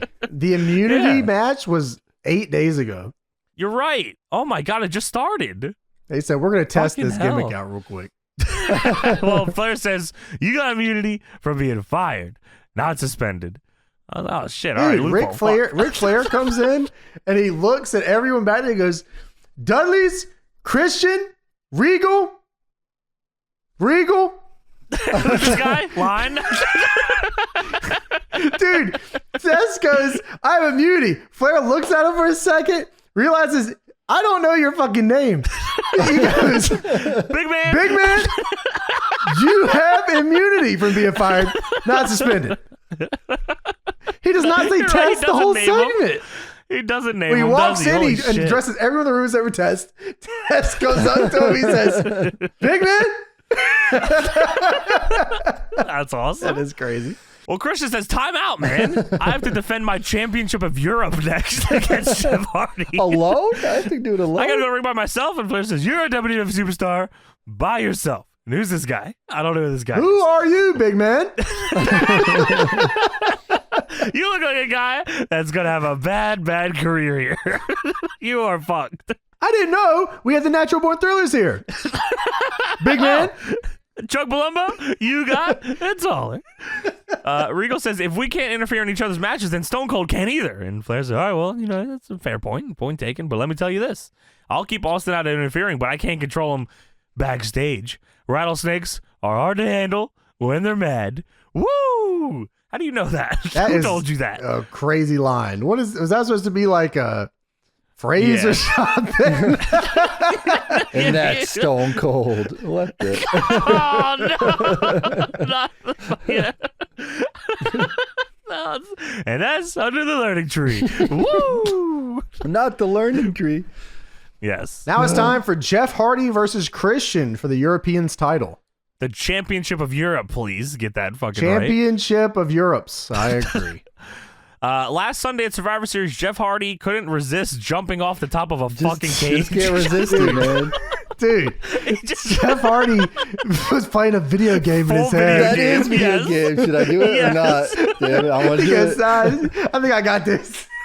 It is a tag match with the Dudleys and the Hardys. Matt Hardy has already escaped the cage. Jeff Hardy's on top of the cage. Devon is laying on a table. Bubba is out. Jeff Hardy says, fuck it. Tag titles. Tag titles on the line. Jeff Hardy swanton off the cage, and Devon fucking moves and puts himself through a table and Holy gets pinned. shit. That was a crazy visual, though. That table exploded. Yes, what a dumb fucker, though. Fucking dumb bastard. You know man. what's cool though is that this angle is actually very good. This is probably the best Jeff and Matt angle they probably ever did, like together with each other. They don't really even go into like a full like series here, right? Yeah, like a full feud, is They it? have a match of vengeance, yeah. Oh, okay. With I think Lita they as work the it ref, out. Yeah. Yeah, you're right. Yeah, sure. But Jeff Hardy is actually selling and shit. Like he's from this past pay-per-view. I said, "Oh my god, Yeah. I fully look." Hey, look, brother, I don't want to work if I got to sell or do an angle or do a shitty tag team match. Yeah, he's like the whole match he's selling. By the way, I'm sure I mention this every time. Christian's pyro is like unbelievable that they gave He's got this the guy walk this and pyro. everything. He's got the fucking the whole here goes the pain John. walk. I said, "Oh, we're popping tonight." I can't believe they gave him the whole kit and caboodle here with this fucking pyro. It's so awesome. But yeah, Jeff is selling the effects of his dumbass cage fucking decision. Good on him, He's man. like every time he lands on his feet, he's like selling like he has a concussion, which is also funny in its own right that he's just out here after He getting probably Yeah, I don't does know. have He a said- concussion. 100%. Well, it's like his back hurts. He was like, whoa. Yeah, his legs or his head or his back or one of these fucking thing hurts here. Eventually, Matt Hardy comes out. It's just Lita. By the way, Lita comes out with Jeff Hardy, not Matt. But during the match, Matt comes out in a big fucking purple and green Barney Motocross dinosaur jersey. yeah. And Matt's yelling at Lita saying, what the fuck is he doing out here, man? Why is he doing this shit? And then he decides, all right, I'm just going to cheer my brother on. No problem. So they're going back and forth. Jeff finally gets his hands on him, does his whole combo, does the Jeff Hardy leg. He goes for the leg drop your cock thing. I still don't know how that was legal. I guess it was to the stomach. Is that what it was? It's like The midsection. like a Manhattan drop.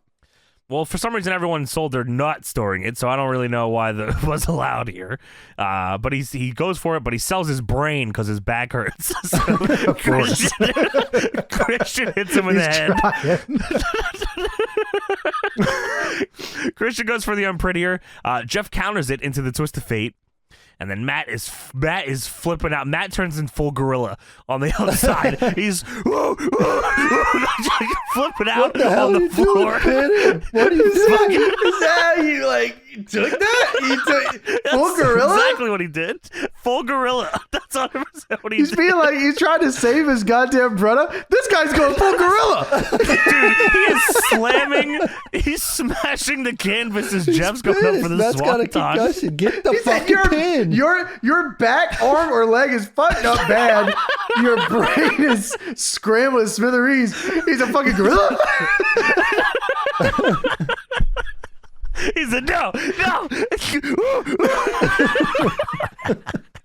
But Jeff doesn't care. Jeff is going to the top. I don't understand the gorilla thing. He just does the fucking thing. We want to see the swanton bomb. That's all he's hearing in his head. Oh shit! We want to see his swanton bomb. Kidman style. Yes, exactly. Well, Christian rolls out of the ring, and Jeff goes to dive on Christian on the floor. And Matt Hardy gets in the way, and he starts pounding on his chest Donkey Kong style. He says, I don't understand what's going on. My brain, leg, or back is fucked up. Move. get out of the fucking way. Barney, what the fuck are you doing? I don't even know you. This is your fucking motocross jersey. Who is this? Well, Matt gets in the way and says, no, do not jump.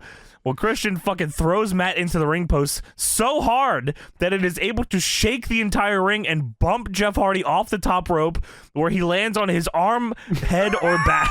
All of them. Which leads to Christian getting the pinfall on him. What a tremendous finish here. And great story. I love this whole thing. All I can think about is Christian coming out, or winning the match even. Hitting the post.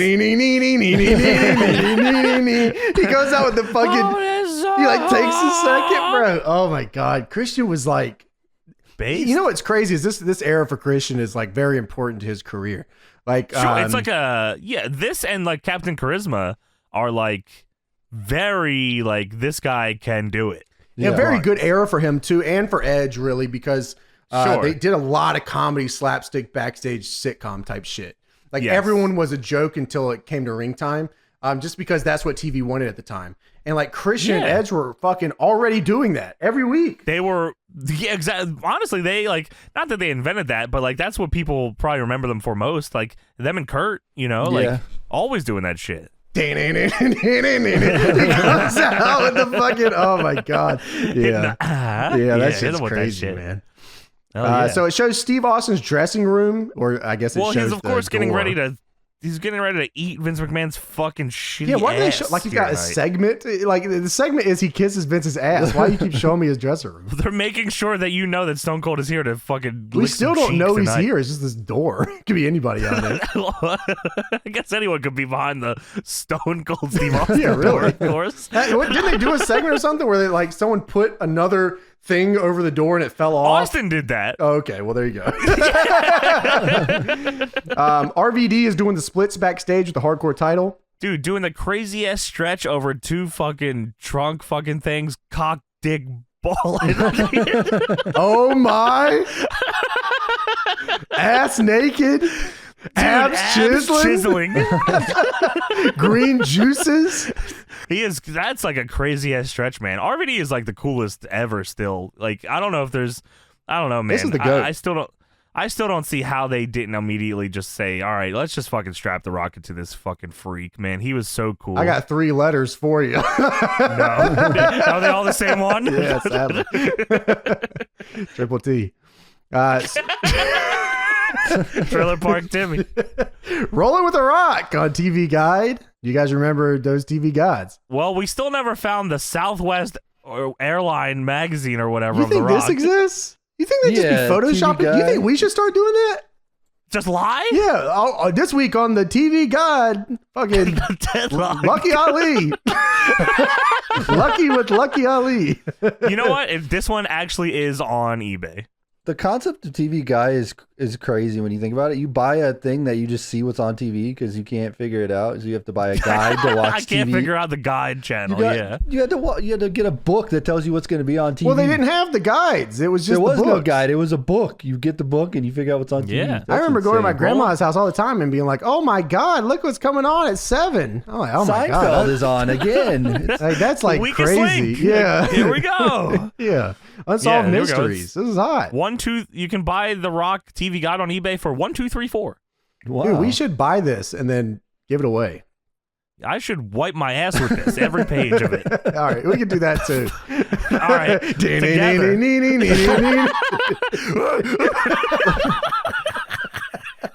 Going gorilla with Matt Hardy. My inner Matt Hardy. Speaking of that, Matt's back here, backstage. Going gorilla, that's his TV guide. Going gorilla with Matt Hardy. And it shows Chris in the background. Dude, Hey, are you excited for Black Adam? I know you're a big fucking DC guy. dude, I don't care. Come on, Terrifier 2, man. I'm still rocking that. All right, give me some time. All right. Well, let me know. What do you think's in this book? The Rock gives us curated what he watches or something? Yeah, man, he's watching fucking that 70s No, show. this goes He's watching inside and out of the ring with The Rock. This is the Long Island edition. Wrestling's leading man is living large with WWF glory, Hollywood fame, the Scorpion King, and new fatherhood. All right. I hear you. Yeah. This is only, that's the Long Island you edition? pay Is there other $2 to get what's on TV for 7 days with The Rock.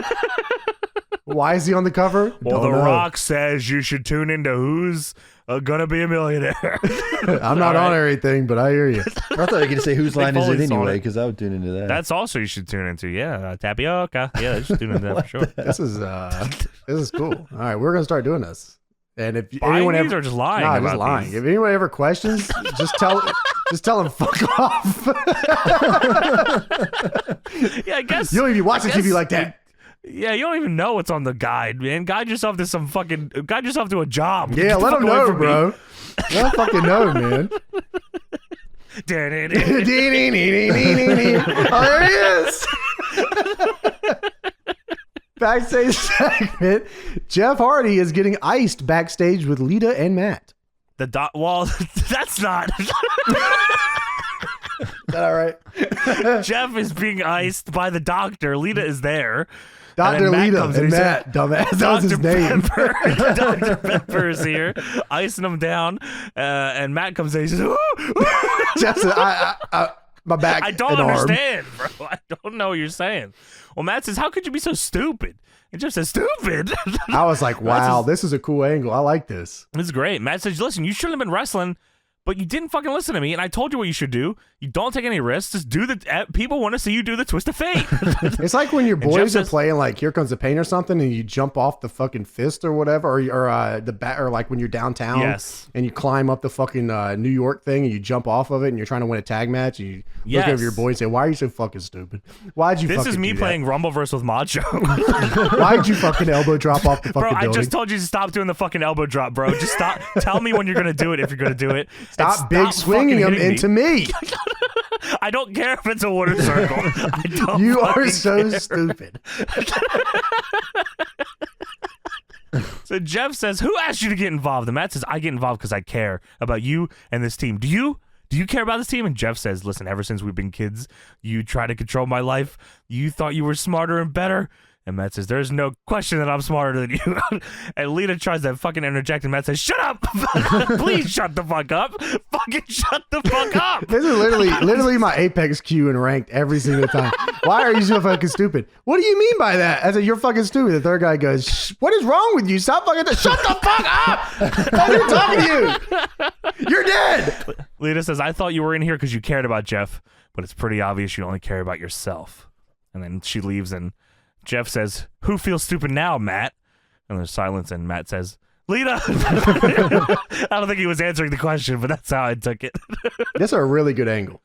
RVD versus Devon up next. Hardcore title on the line. This is a sleeper all-timer hardcore match. Devon was rocking. This is maybe Devon Dudley's greatest match of all time. Oh, wow. This is awesome. He's rocking. Yeah, this is very good. This is single fucking awesome. wise. Yeah, I hear you. Yeah. So last Monday, I don't know. Maybe somebody smarter can explain what I was looking at here on this recap. But in my eyes, there was a table set up in front of the turnbuckle, a table set up after that with Devon laying on it. There's a lot. They and like then cut between them. Yeah, RVD on the turnbuckle. RVD does a frog splash over one table to get to Devon on the other, and Devon moves. Devon great at moving off of tables, by the way. Yeah, he does And a lot. RVD dies through the fucking table. Was Bubba on another one? Is that what was going on here? Or was RVD just playing around? Now, you see, that's a good question. Other questions for RVD. What was the deal with the non-airbrush attire he was rocking? Well, he knew that 2K. Man had the red and black fucking heat transferred RVD gear with just RVD on it. You're right. That is weird. Cursed. That is a crazy attire. Oh, also, this was a handicap table match. A lot of handicap matches. Fucking throwing down handicap matches. Yeah. RVD then got 3D through a table. Well, 3D'd onto a table that didn't break, and then they had to do it again.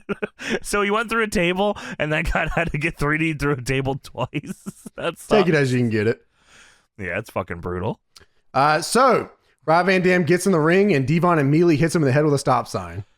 Dude, RVD's trying to do a spin. Yeah, he's doing a spin taunt, and Devon nails him in the head with a stop sign. This is awesome. What the fuck? Yeah, they do some really good shit in here. RVD moonsault to the floor. We just got started. Devon is also killing RVD with the trash can lid. Yeah, the lid is like, he said that's the one I'm using in this match. Sounds crazy when he hits him with the lid. Dude, Tony, it is like a gunshot going on. They replay it again, and it's still as loud as fuck. Holy shit. It's so fucking loud. Devon sets up a chair in the corner.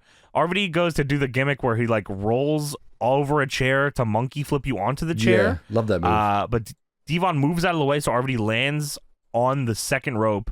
Then Devon does the greatest Devon neckbreaker out of the corner onto a chair that I've ever seen. Like, this is like, if I was watching this match, I probably would have given Devon like the Intercontinental title or something. Like, he would have. This was such a great performance. This match. Yeah, you're right. Give Devon the fucking hardcore title because this is awesome, man. Devon then does the get the tables taunt and then just pins RVD. I don't know what was going on there. JR called it a rain dance. I don't know what the fuck. This guy knew what was happening later tonight. He said, "I'm just rocking." I'm gonna have to fucking chug some fucking ball sacks tonight, or whatever. Here we go. I laughed for a good minute at what I was watching here. I had to pause it and go back. RVD goes to the top. Teddy Long is the referee here. Stands directly in front of Devon, looking up at RVD like threatened to like kill his family. He has the most perplexed look on his face, like he had never seen anyone go to the top rope in his life. He had no fucking clue what was going on. Yeah, dude, he was squinting at him like, what the fuck is this crazy white boy doing? What is he doing up there? What the fuck are you doing? You from the top rope? What could you be thinking? And then, shockingly, Devon shoves Teddy into the ropes and RVD gets crotched. Devon goes for a superplex. RVD blocks it, bumps Devon off perfectly onto the chair that he bumped him on earlier, and then hits the 5-star and gets the win. What a fucking sweet match. Pretty cool. Yeah, I like this match a lot, man. Devon was, you're right, that neck breaker he hit from the second was like unbelievable. Crazy. Yeah, RVD said, I'm going to jump as fucking far as I can, and you just take me there. And like, it all centered around the fucking chair in the middle, and like it was a good story. And they were rocking. This was awesome. They should have ran this back, or like maybe like give already a tag partner and run these guys for tag belts. Like they probably do another handicap match. There you go. yeah, put them through 3 tables again. Yeah, RVD and Devon had some great chemistry here. This is fucking sweet. You should definitely check this match out. So we go backstage. The boys are backstage. I don't know what else we're going to call them here. Regal, Bubba, Christian, Test, all angry. They're like back the Alliance or something, aren't they? I don't know. Seems like it. Yeah, but they're the Alliance, but they're all supposed to be fired. Yeah. Well, they all just lose their fucking jobs. But I don't remember this. Maybe they didn't get fired. I don't remember how it all played out. They all got fired, but then they very quickly got brought back because Vince likes them, or something. I don't know. People here, yeah, something like that, yeah. Well, Regal says that he has to go to the loo. The what? The WC? the what? The World Championship Wrestling is where he needs to go. I thought it was going to be a WCW joke. I swear it was. Yeah, he says the loo, the WC, and everyone's like, what the fuck are you fucking talking about? Kristen says, listen, I speak fluent European. He needs to go to the water closet. And that threw me off. He said the bathroom. I said that line had me cracking up when he said, I speak fluent European. I was dying for like 10 minutes. Do they call it that? Bruvs calling it the water closet? Well, who are we to talk on the European champion? He is the champion of Europe. Yeah, so I love that he can now just speak that. He knows. He knows about minge and all that shit. He's just all over. Minge. He's about that shit. Well, Tess says together, and Regal says, "Listen, you don't know when Stone Cold's gonna strike. This is why we need to go together." And Bubba says, "I ain't holding nothing. Don't worry, Bubba. You don't have to get the last line in, bro. Everyone else was funnier than you." Yeah, no, he's got to. All right. So the boys go to the bathroom together, this urinal style. This is us. This is us in the bathroom. In town. This is us, Tommy and Hunter Rainer. we're in the bathroom. Hey, dangly men, we're just pissing beside you. Dangly men, right, fellas? That's 100% what we did too. It's not even joking. Hey, dangly men, right, fellas? There's like nine other people in the bathroom. Yeah, sorry about that, guys. Dangling. So yeah, Regal, Bubba, Christian, and Test all every other urinal. Bubba has the tag title strapped around his neck while he's pissing, which is crazy. And then the Big Show walks in a gigantic gray turtleneck and big fucking gray sweatpants on. Awesome. And he moseys on up to the urinal and he whips his fucking schlong out. And Regal looks down at it and he goes, "Whoa." Whoa. Yeah, he's just full eye looking at Big Show's fucking schlong. Let him know. And then Devon barges into the bathroom all fucked up from the match, and they all turn back to him and goes, "Oh, what the fuck are you doing here, barging in here like that?" And Regal turns his entire body to look at Devon and starts pissing fucking Matrix juice all over the Big Show's leg. Big Show in the all gray Sean John jumpsuit, getting peed on green style. Pissing all over him, turtle style. And Big Show turns around and says, "What are you doing? Regal, get off of me." He says, "Get off me." What? Big Show has so much green on his legs. Big Show's staring down his leg. He says, "Oh my God, Regal." Big Show is getting pissed on, and he's staring at Regal's cock. "Oh, what are you doing? You are gonna die. Get off me." He can't move. He's just gripping at his green pissy sweatpants as Regal continues to piss. What the fuck is it green for? That's a European style PP. That's a doo-doo PP. Y'all are crazy. Y'all got dookie piss over there. Yeah, that'll happen in Americans. I don't know what With the deal that is. Right I guess that's the tea you got over there. Yeah, goddamn. No, that green tea. yeah. Oh, shit. Crazy segment here. Insane, actually. Yeah, and there's a crazier part that happens a little later, but I'll talk about it then. We got backstage again. Stacy Keibler had challenged Trish to a gravy bowl match and lost last week. They do a shot, like a entire pan up from her legs all the way up so you know it's Stacy. She has legs. And yes, Michael Cole does. She does have legs. She does. And Michael Cole walks up looking like a fucking whole smacked ass. And he says, he was getting real nervous. He's oh, there's a Duchess of Dudleyville. Oh my God, I know. James told me that this is the one. He's right. Well, he didn't have the balls to interview Trish. That was just out of his league for sure. Yeah, come on, bro. She's the one that made the challenge. She said, "I'll face you again," because she's fearless.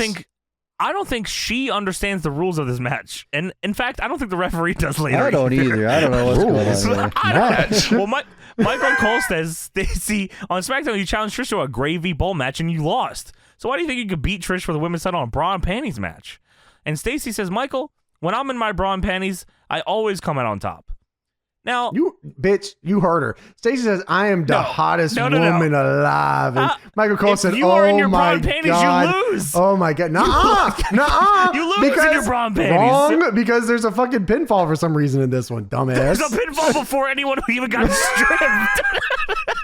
All that matters, pinfall, not pinfall, bra, panty, whatever. Look, Duchess of Dudleyville Stacy Keibler is unbelievably the top draw on both shows. She's fine as hell. Thank you. She is great. She is lovely to look at, but she is not the women's champion for a reason, and that's because she's just not as hot as Trish. It's just what it is. Because if they put the title on her, that it would have ran both shows straight up to the top, and they couldn't have that. Why would they not want that? That doesn't make any sense. Because it's a fucking fight, between Vince and Ric Flair. You know what I'm saying? So neither guy wanted the show to be better? No. No one...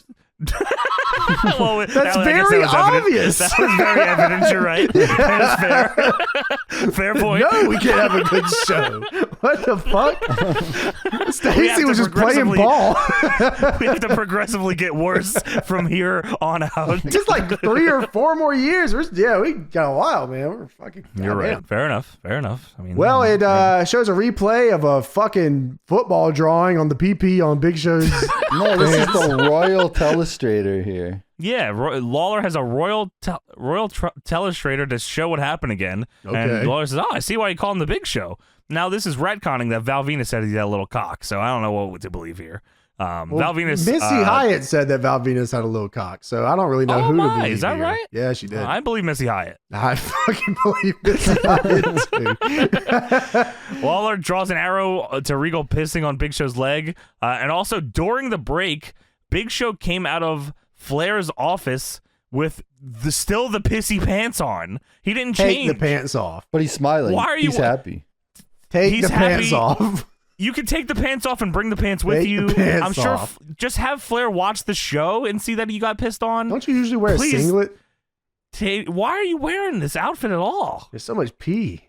Anyway, Stacy Keibler versus Trish Stratus up next. Yes, women's title on the line. Bra and panties match.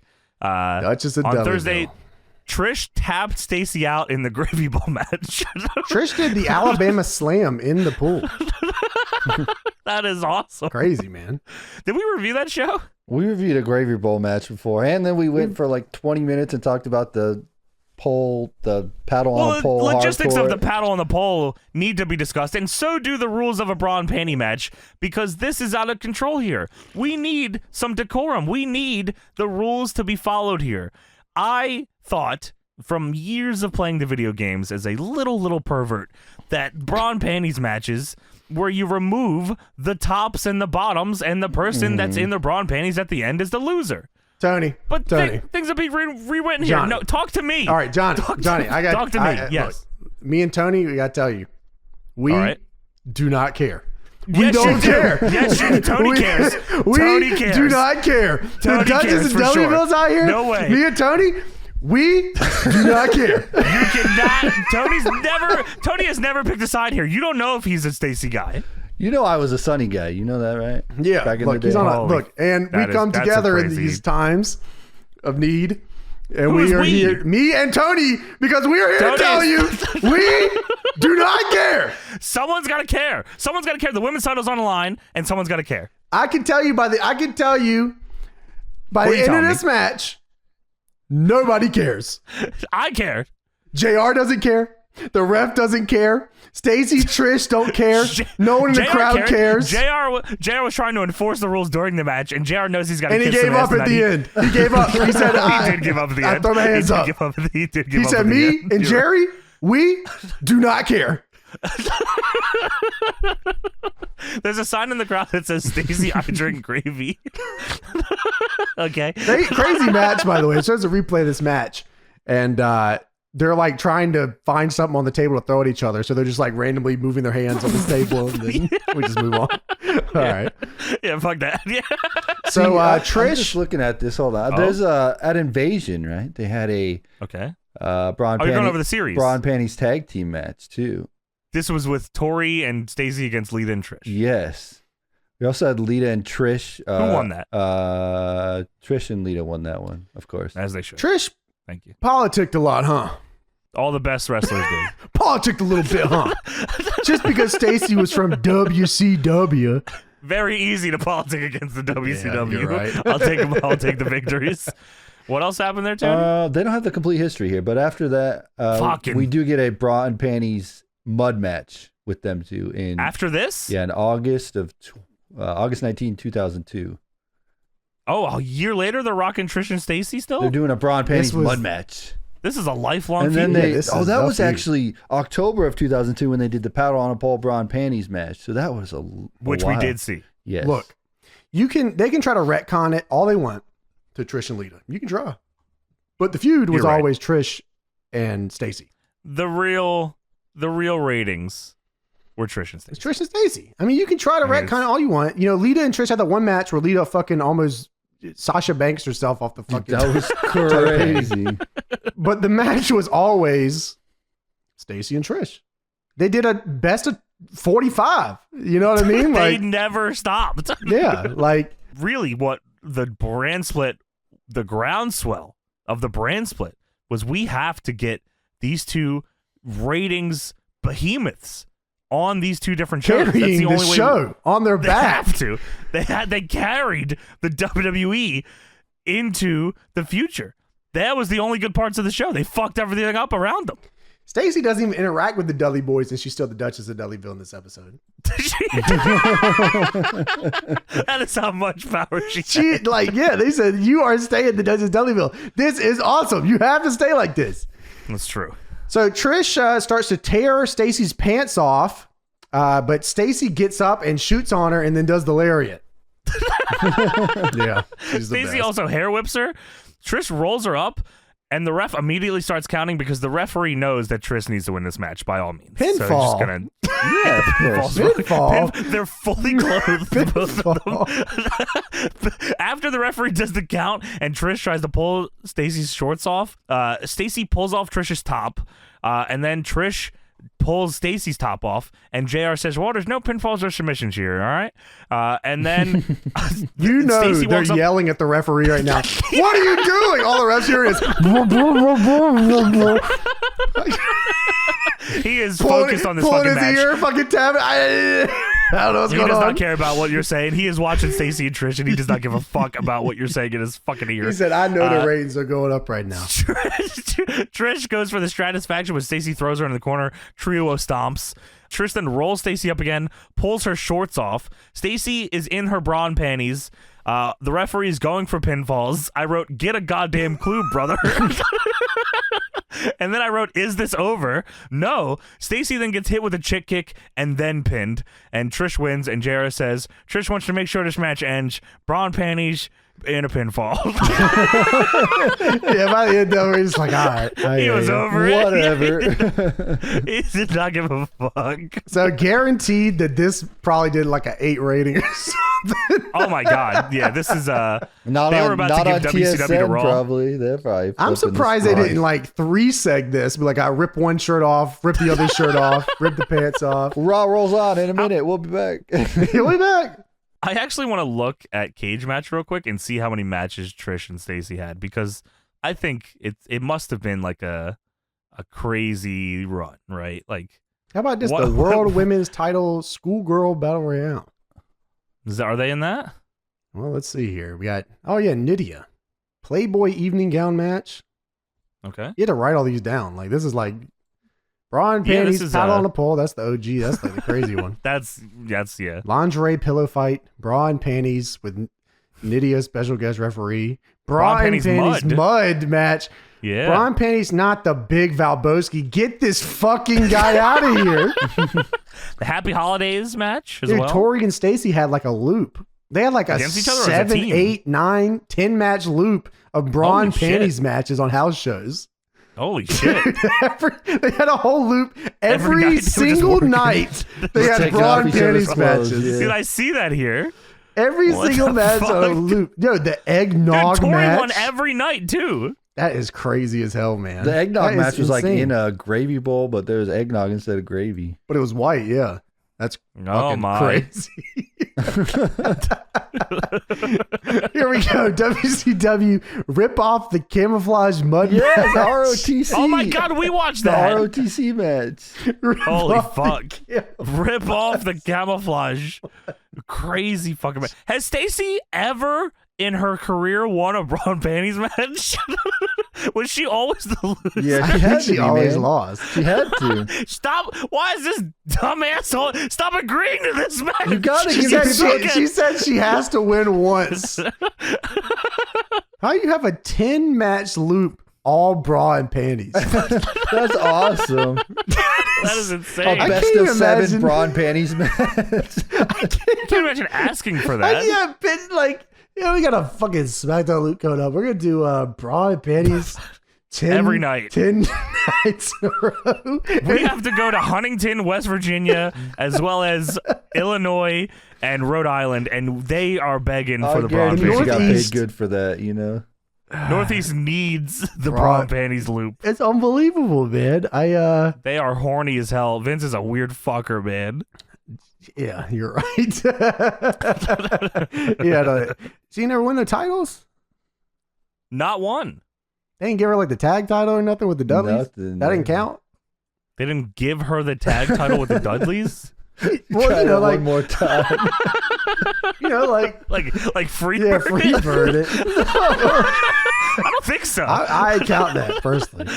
You count that to Stacy? Well, you know, in 2K22, she's like the world's mega champion in my game. So she was Nitro Girl Sky, you know. She was that. Stacey Keebler in my game is the Duchess of Dudleyville, and the Dudleys aren't even there, and like there's no Dudleys on the show. She's just she rules Dudleyville. It's like the One Warrior Nation. Dudleyville.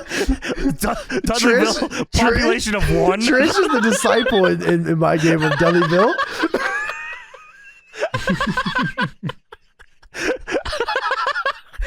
This right here, dude, is the disciple of Dudleyville.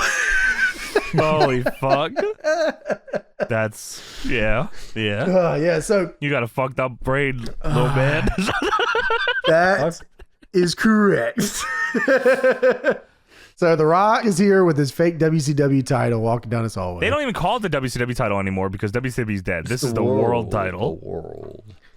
All right. The Rock Town Hall. The Rock Town Hall up next. Wow. Yeah, this is The Rock's spinning his wheels here, man. The Rock is ready to fucking retire. Yeah, he said, yo, the Scorpion King was so much fun. This shit sucks. He is struggling here. This is like I hated this so much. I fucking hated it. It's bad. Jericho interrupts this. Talk shit. And The Rock says, yeah, well, I'm gonna whoop your ass if you smell. He doesn't even. The Rock. I was like, oh, The Rock's gonna fucking bury him. He's gonna bury him. He's gonna give him fucking. He's gonna call him, why'd you jerk off or something crazy here? He just doesn't fucking do anything. He lets Jericho get away with fucking shitting on him. I said, this is not The Rock. What happened? What happened to The Rock? Actually, I don't know. Well, yeah, let's talk about The Rock's Vince McMahon lines for some reason. He was going crazy here. So The Rock is talking about vengeance, talking about how he's going to... First of all, Rock buries the booking. Immediately shits on the booking. This is very TNA Battle Royal open the show, bury the booking segment here. The Rock says, in 2 weeks of vengeance, history will be made. There'll be one undisputed champion. Last The Rock checked, there are 2 champions. Stone Cold and The Rock. Now, The Rock never claimed to be a genius, but if you have 2 champions and you want to have 1 champion... would it not make sense to have the 2 champions face each other? And I'm like, you know what? That's so this is probably back then. Shut the fuck up. What are you doing? Yeah, God damn it. I'm going to... Oh, JR, you're going to get it. You're going to die. And Rock says, people, you got to help The Rock. Would it not make sense to have Stone Cold face The Rock one-on-one, champion versus champion? Obviously, Vince McMahon doesn't see that logic. Vince woke up one day and said, champion versus champion. Well, that's absurd. Quite frankly, that's ridiculous. What does make sense is that I put 2 losers, like Kurt Angle and Chris Jericho, in the ring to get their ass whooped. However, what makes even more sense is that I drop my pants and have a grown man kiss my ass. Mr. McMahon's not done yet, and I'll go to the nearest forest, and I'll find a woodchuck, and I'll have that woodchuck nibble on my scrotum. At this point, I'm like, what? Dude. What is going on here? I also wrote down The Rock in The Rock voice. He's very The Rock voice here. I don't know what it is. He's not. Extra. He's like trying to be Vince, but he's just doing The Rock here. Voice. Yeah, extra Rock voice. Yeah, the woodchuck nibble on my scrotum. I said, all right, that's all right, true. And Rock says, oh yes, pal, oh yes. Why do you say like that? Woodchuck nibble on the scrotum. What the fuck? I'm not sure. Mr. McMahon's not done yet, people. And then I'll find the nearest forest here, and I'll find a deer. And I'll have that deer stick his antlers up my $1 billion anus. And then he starts like extending his hand out to shake the Deer's hand. He says, "Oh, Mr. Deer, nice to meet you. Go ahead, Mr. Deer." Vince McMahon has done this before. Woo hoo hoo! Now we're talking Deer. Dude, nice to meet you, Mr. Deer. Very good, very good. Shut your mouth, Vince McMahon, you antler-loving asshole. Woo! Dude, The Rock created a scenario where the deer shoves his antlers up Vince's ass, talks to the deer, and then tells Vince McMahon to shut up. Vince is not here. Vince has nothing to do with this. Vince didn't tell this story. Vince is nothing. Where did the antler come from? This guy is Oklahoma known for their deers? This guy is so off his rocker at this point, man. This is unbelievable. He is checked out. Can I please do the Hollywood thing now? All right. Hello, Mr. Deer. What the fuck? Hello, Mr. Deer. He's shaking the deer's hand. Hello. Go on and stick that up my ass now, please. Whoa, that feels pretty good. Whoa. He's selling the deer antler up his ass. You can't just... Rock, what is fucking wrong with you, Chief? Chris Jericho literally comes out and goes, "God damn!" You are a fucking bitch. This is crazy. He said millions, huh? It's funny, Rock. You mentioned the millions because Jericho cuts a good promo here. It's wonderful. Says it was the millions that led me to a certain epiphany. You know, when I beat you with your very own move on SmackDown, I had a big moment of clarity. And in that moment, I realized the problem with me was that I realized that the biggest weakness of Y2J was that I cared. I cared what the people thought about me and their opinions. And where did that ever get me? And the turning point in my career was when I stopped worrying about the millions and started worrying about the one. And the one that I neglected more than any of that. And the one is Y2J. And now I'm a bigger star than I ever could imagine. And I become larger than life. And I guess that's where he starts doing the larger than life shirts and shit after that promo. Yeah. Sweet Jericho promo. Hits all his lines. Crowd's fucking booed him. He's got the heat. And The Rock back on the mic, and I said, "Oh yeah, here we go. He's gonna fucking ooh. I can't wait to repeat this line on the pod. This is gonna be a good one."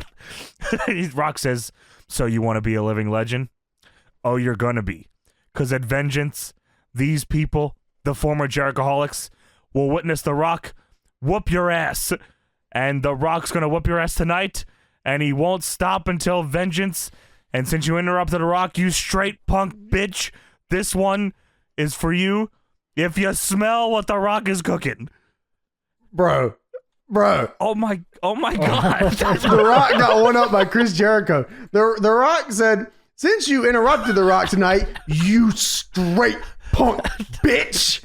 This one time is for you." I said, "Oh my God, Chris Jericho got him. I can't believe it." Dude, when he said this one time is for you, I was like, oh, he's going to fucking ooh. And he said, "If you smell," I said, "No, it can't be over." Jericho got him. Over. That's why they gave him the undisputed title. They said, "You got him. You're the first person to ever get him."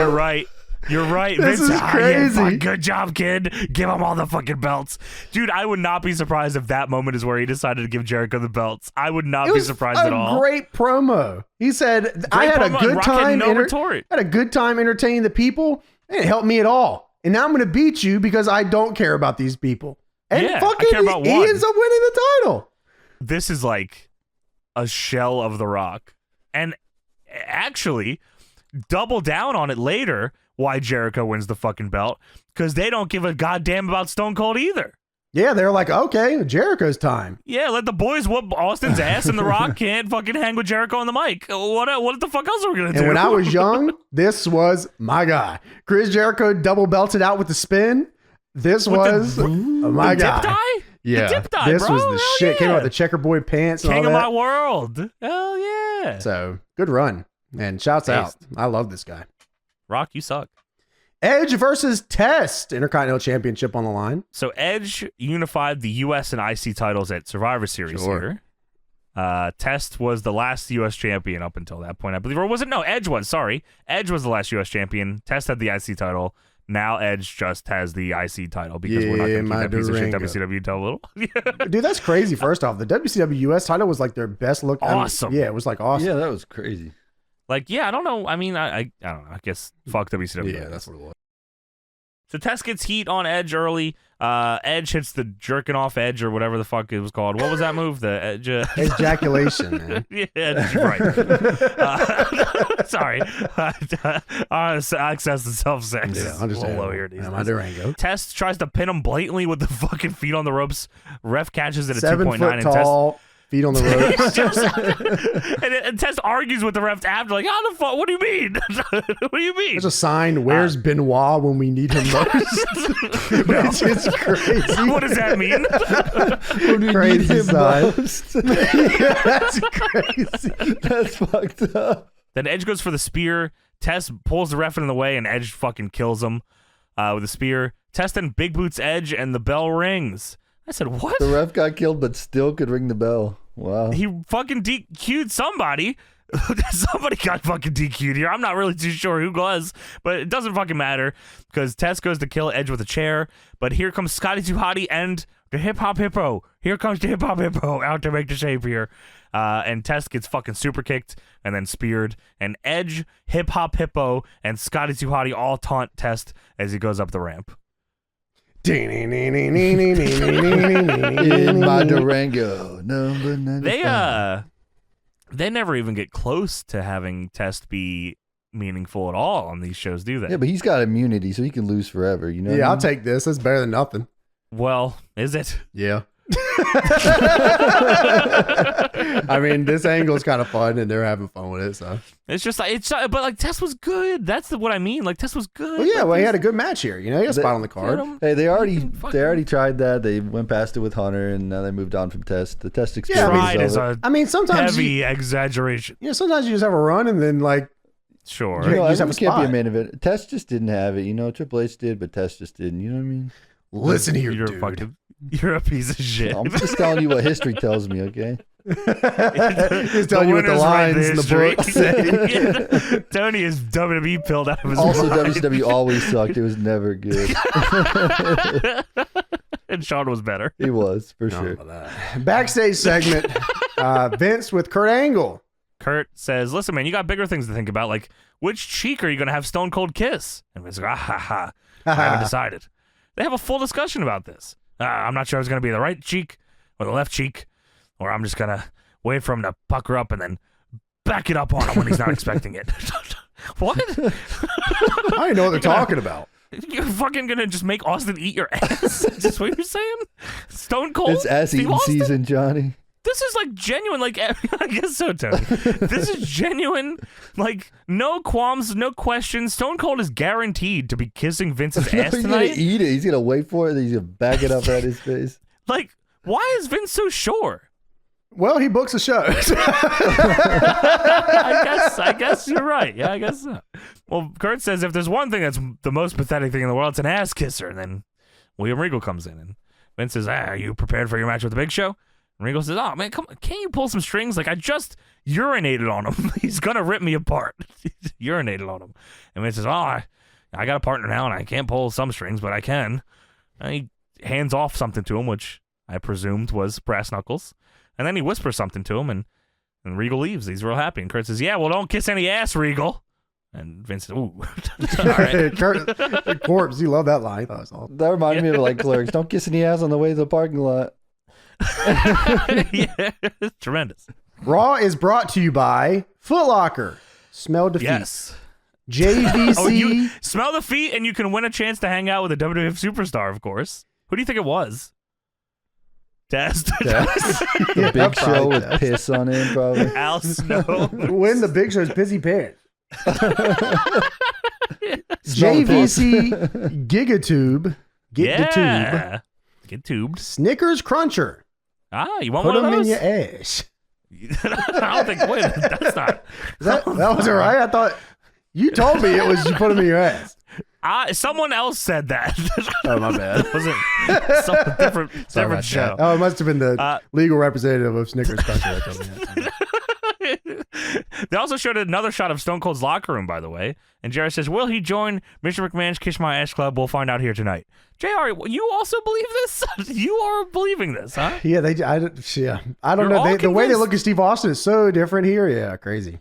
They don't give a fuck about Stone Cold. Yeah. He got his ass whooped and fucked in the ass on SmackDown, and now he's going to lick Mr. McMahon's butthole on this show. Cool. All right.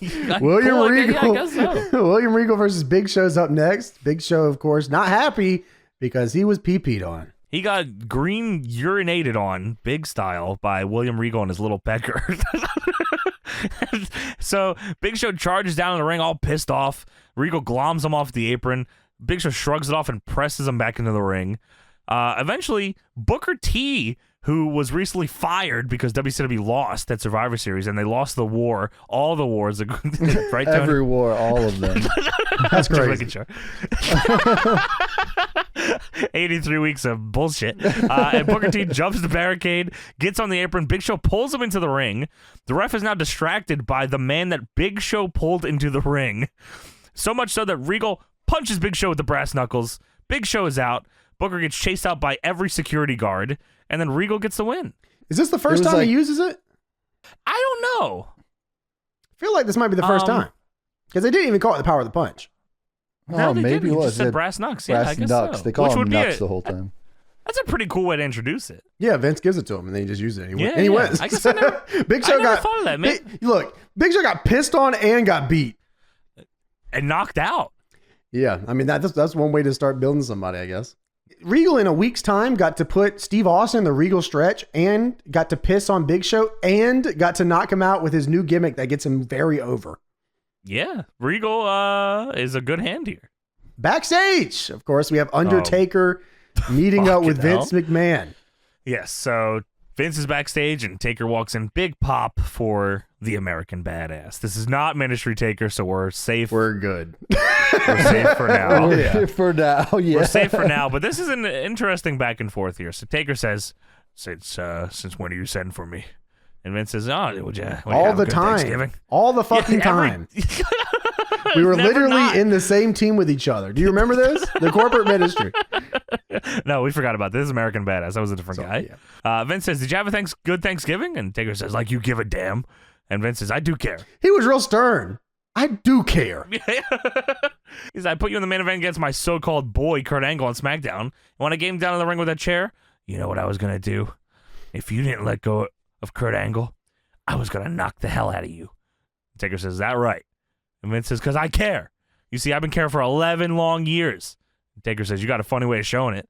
Vince says, maybe I do. It felt like Taker was like supposed to just kind of like be here, but he had to like insist on fucking responding to every single thing Vince said for some reason. He just had to get a little line, and I don't know why. It like Because Vince he had has to make catch him sure each time, you too. know that he is the big man on campus. I guess so. I actually like this, weirdly enough. I actually thought I this didn't was mind it. It pretty just good. felt, it was like throwing me off because it's not like what Vince usually does here. Vince says, you were looking for that little respect, and that's what I've been giving you for 11 long years, and I didn't have to look behind me to know you were there. I took it for granted in a roundabout way, dead man. That's the ultimate way to respect somebody. You were right there. I could count on you. And you think about that. What? Well, I think you, he's just you I think about that. think he just gaslights him, right? Because he turns on him. Yes, exactly. Yeah. He says, now you think about something else. You owe me. Take it. I what? You owe me. Oh, do tell. We're all shitty. Like, Do tell. Oh, do tell doesn't seem like it's in Taker's vocabulary. Vince says, you're the real deal. You're the American Badass. You kick ass. You do it in the WWF, but this is like, I don't know why they did this part here, but if you were to kick ass on the outside, they'd call that assault and battery, and your ass would be in jail. That is What? assault, brother. Yeah, what the fuck are you talking about? He's You right. do He's it, right. Yeah, but you could say that about the whole fucking show. Yeah, well, What let's the bring fuck? everybody in to on that. Remind him real quick. That's assault, brother. One at a time. Yeah, bring him on in. He says, you do what you do in the WWF. Thank you, Mr. McMahon. He said, you may not agree, but in my view, you and me, we're a lot alike. And he walks out, and Taker just stands there in his beanie and his fucking jacket. Love the beanie and the jacket. And somewhere in the arena, Christian is backstage. WWF New York Town Hall. Oh, boy. You like this one. I thought this was hilarious. I did, too. I So like this one. Lance Storm, it's very close up on his face, and you know when it's that close, it's usually a pan out shot, so I was waiting for it. Yeah, absolutely. Something's going down. JR asked Lance Storm, what have you been up to since, you were fired? Well, Lance Storm says, well, I've been fucking training and I'm going to get my spot back and I am going to wreak havoc. It pans back and Storm is standing there. He's got a little apron on and the guy comes up and tells him to get back to work. He says there's a toilet in the back that's not going to unclog itself. Hey, Storm. He says, hey, Storm. Hey, Storm, there's a toilet in the back that's not going to unclog itself. And Lance Storm very quickly saunters off with his fucking mop and his bucket and he gets his fucking job done. He does his damn job. Thank you, Lance Storm. Job. He does his, I don't remember this at all, that Lance Storm got fired and took up being a janitor. By the way, I just want to bring up also, when Booker T was chased, because I'm thinking of the WCW just, when he was chased out of the arena, they literally full sprint chased him out of the arena. It was everybody. Crazy. Yeah, it was tons of like at least 5 security guards, right? Like chased him full on. sprint. Get the fuck out of here. Yeah. WWF Vengeance is brought to you by Lugs. We got them shoes. Boots and shoes for your feet. The Rock versus Kurt Angle and Chris Jericho up next, handicap style. Well, until it wasn't. Ric Flair has to come out. Woo! He has something to say. I'm changing the booking on the fly. He said, I don't think my business partner will mind. They just had a conversation that they make decisions together. Well, I don't think he would mind. I'm going to make this a tag match. And without further ado, woo! The Rock's partner, Kane. And that's when it set in on me. This is another Raw tag team main event. I said, God damn it. God damn it. We out here, man. God fucking damn it. I was cracking up as I watched Kane sit on the apron begging for a hot tag. He's like doing the hand thing like in the games, like waiting for the tag. You know, he wants to clap. He wants to clap. Yeah, slap so the top bad. turnbuckle. Yeah, it's like, he wants to be just fired up baby face here in the corner. Dude, I'm thinking about it now. I don't know if I see that many indie guys doing that. I don't think I see that many indie guys going. No, like slapping the apron. Getting ready for the hot tag or anything. I don't know if really. That's weird that I don't see that very often. That's like a lost thing. People, I think it got to the point where people like made fun of it, so everyone stopped doing it. But they did it because it works. Bring that back around. It they worked. Definitely need to yeah. Definitely need to bring that back. Well, Kane gets the hot tag, comes in with the 2K comeback. Dude, I wrote the same fucking thing. I said Kane gets tagged in and 2K come back to Kurt. This guy is a jabroni. What's happening right now? It's the whole, dude, it's every fucking Raw tag, and all the Raw tags have The Rock and fucking Kane in them, man. They get heat on The Rock, and then they get heat on Kane. They should have Christian come out. Fucking time, man. God damn it. So, and it's just shit. They get heat on Kane. They get heat on Kane. That's crazy. They get heat on Kane. The Rock's back in. Jericho takes a rock punch in the corner and literally flies out of the ring. It was awesome. Jericho is working, by the way. Yeah, he is. Kane, while I don't even know, because they pan out for this, so I don't know how long he was up there for. Rock has Jericho on the sharpshooter. Kurt makes a save, and then immediately Kane jumps off the top for the big clothesline. Was he just sitting up there the whole time? Yeah, probably. Kane fights Kurt on the outside. Jericho goes for the rock bottom on the Rock. Rock counters. Kick to the gut. DDT. 1, 2, 3. Jericho. What the fuck? Earl definitely said, "You fellas gotta take it home." Hey, we need 30. We need 30 for the main event part. We need 30 for the town hall. He said, The Rock went to the back and he said, if this jabroni's beating me for the belt, I'm beating him with a DDT on Raw. DDT. Yes. Not only DDT, James. Rock hits the pose with the belt, leaves, comes back, hits the Rock bottom on Jericho. Holy shit. Leaves, comes back, goes to hit Jericho with a fucking chair, and Kurt has to save Jericho. What the fuck? Dude. Like, okay, DDT's fine if we've established, you know what I mean? The DDT for The Rock is a shitty fucking shit move. It's a DDT, that a kip up, and then he does another move. No, he didn't DDT and I win. DDT is like his double down spot. Like, yes! That's crazy, man. Jericho, the guy who's about to be the undisputed champion. That's crazy. Backstage, Vince is talking with the boys about Flair changing the match right then. He's holding court with Christian, Regal, Dudley's test. He says, all right, well, Flair made it a tag match as opposed to a handicap match, but we will get the last laugh. This is Vince's stable here. I don't know how long this lasts, but this is like a fucking ridiculous group here. He said, there isn't a damn thing Flair can do about Stone Cold kissing my ass tonight. Okay. And Regal says, oh, you gave me a gift before and I'd like to return it. This is for you. I thought he was going to give him the Nux back. But Regal gives him the chapstick that Vince gave him to kiss his ass, which is gnarly as hell. And Vince says, time for Stone Cold to do some ass kissing, boys. Make sure you got my back. Not that I'm going to need it, but you got my back, right? And they say, yeah, for sure. And Vince says, and Austin's going to have my back. And then they cut to a shot of Austin's locker room, and Austin has pounded like 20 fucking Steve Weisers. They're everywhere. He is fucking slamming these Never sons heard of of a trash bitches, can man. either. Just throws them on the ground all over the fucking place. This is all over the fucking town. Yeah, Jesus Dude, Christ.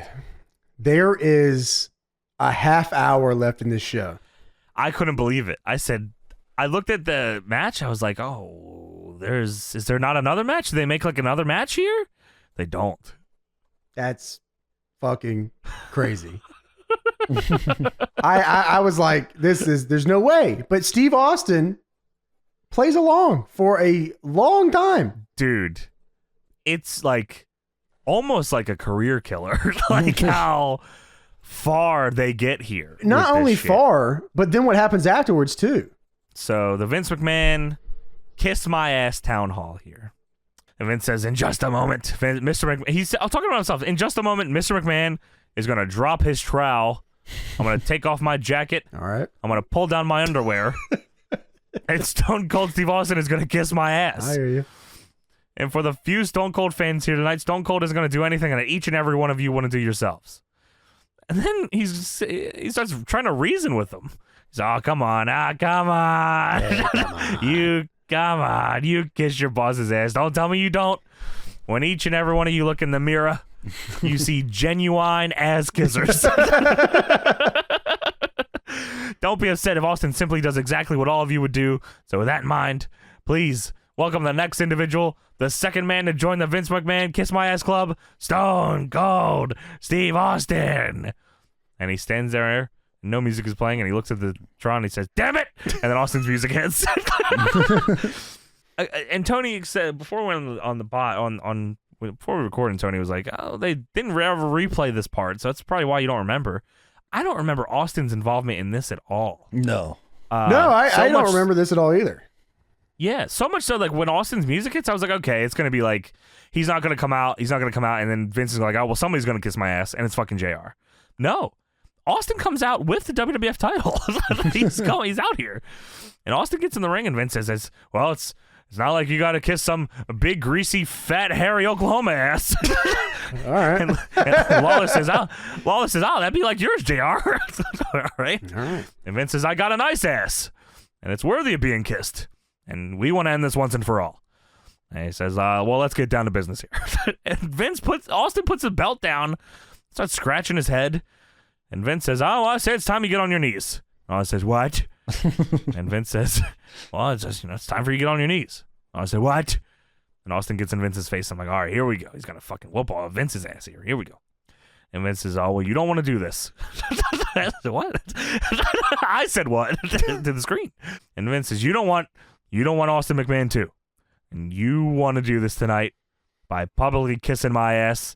And then it's over. You don't want Austin McMahon too. Okay. Staring Stone Cold in the eyes, no one is around him, and even worse, there's no real plan here. Like, Vince says, you gonna kiss my ass or not? And Austin says, well, I've been thinking about it, Vince, and the last few months I've seen you for what you are, and I think I've gotten a little smarter in the process, and I don't want Austin McMahon too. It's time for Stone Cold Steve Austin and Vince McMahon to truly bury the hatchet. And Vince says, oh, that's exactly my point, so pucker up. So Vince turns around. This is fucking unbelievable what I'm fucking looking at here. Not only Stone Cold Steve Austin, the WWF champion, Stone Cold, standing in the ring. Vince not only turns around to lower trowel in front of Stone Cold, he does it in a way that you would think he's trying to seduce the rattlesnake here. You want this? You know, like my fucking stream BRB screen, like the SVR dancing. Yeah. That's what Vince is doing here. You're right. It's absurd. It is fucking unbelievable. You like that? He's fucking lowered his pants sexy style in front of Austin. And Austin says, "You're about the ugliest stripper I've ever seen in my life. Is that supposed to be sexy?" What are you talking about? Whoop his ass. Why are you talking to him? Why are you talking to him? Vince says, "Oh, well, yeah, before you kiss my ass, hold on a second. Your lips look like they could use a little of this." And he hands him the chapstick, and Austin fucking puts on the chapstick. I said, all right. All right, Chief. All right, man. Take it a little too far here. Stone Cold, whoop his ass. Whoop his ass right now. What more could you do? There's no way he's going to get all up in his butt cheeks. Whoop his ass, Stone Cold, please. I need the old Stone Cold. So Austin says, oh, well, if I'm going to do it, I'm going to do it the right way. I said, you gotta be fucking kidding me, dog. Vince says, well, if you're gonna do it the right way, and he reaches in a pocket, he's, your breath smells like beer, have some gum. He gives him some gum. Have some cum. You kiss my ass, you suck my dick. You suck these $1 million balls at the same time. That doesn't sound so bad to me. What? That doesn't sound so bad to me. What? Well, if Stone Cold's gonna kiss some ass, he might as well suck a little cock in the process, if you're talking about. Sounds pretty good. If Stone Cold's going to be down here, I might as well find what your were they doing? They're like, WCW is fucking dead. There's no fucking competition. Ratings are plummeting. That's why. Yeah, that's why. They can do whatever they want. Ratings are plummeting. Fuck they you, do not Steve. Care. We don't care. I don't want Austin McMahon too. Nope, don't want that. I know you don't want that. I know you don't want that Austin McMahon too. Your breath smells like shit, Steve. And he goes, fuck, I'm sorry. You're right. I'm so smelly. I'm so sorry Stinky Steve Austin fucking breath. Come on, man. Stinky Steve. Then Vince pulls out. That's right. Suck my cock, Stinky Steve. And I will. All right, no problem, son. I was waiting for that question twice. Why didn't you ask sooner, son? Let me get on down here. What the fuck? Why don't you just break down my throat, Vince? What the fuck is going on? So Vince then pulls out a bottle of mouthwash. Talking to him like a hooker or something. He's like, take away his mentos. Your breath smells like shit. That's supposed to be sexy. Is that sexy? Here's some mouthwash for you, man. Goddamn, make yourself nice for me at the very least. You know how much I spent on this? This dude was like, yes, sir. What? You got any lube? Yes, sir. And then Vince turns back, ass out, looks Austin in the face and says, on your knees. I said, this is bullshit. Vince pulls his fucking butt out. And Austin starts going down on his knees. And Vince says, there is not one blemish on that beautiful ass. Austin is on one knee pointing at Vince's ass. Lawler says, oh, look at him in the brown eye. And dude, Austin is on his knees staring at Vince's ass, and he says, oh, well, before I kiss your ass, can you make it do one of those tricks you were talking about? And Vince starts bouncing his ass cheeks in Stone Cold Steve Austin's face. Oh my God. Austin says, well, if I kiss your ass, that means it's over between you and me, right? And Vince says, that's right. Now kiss my ass. Austin is now on both knees. Vince's whole ass is out. He is arching his back, ass out. Stone Cold is staring directly into Vince McMahon's asshole. He's pretty close. Yeah, he's pretty fucking close to this guy. He is so much looking at his ass that Austin says, oh, you ever use any toilet paper? He's that close to his asshole. He is examining Vince McMahon's fucking butthole. This is fucking insane to watch, by the way. This is the WWF. By the way, this really has nothing to do with what this segment was really supposed to do. They didn't have to do this whatsoever. Stinky Steve. You ever wipe your ass? Will you wipe your ass for Stone Cold? This is crazy. Got a little dookie there for it. Let me get that for you, son. So, fucking Austin, you gotta understand how hard this is for me. And Vince is reading him the riot act. He says, I don't have all night, damn it. Kiss my ass, and it's over. Do just like everyone else of these people will do. Pucker up and kiss my ass. Finally, fucking Stone Cold, after fucking sniffing Vince's butt and balls for 5 minutes, fucking low blows Vince. And then, this is even stranger, really. It's not as bad, but Austin immediately takes his belt off, pre-prepared belt off, and starts whipping Vince's bare ass. You couldn't just stomp him out?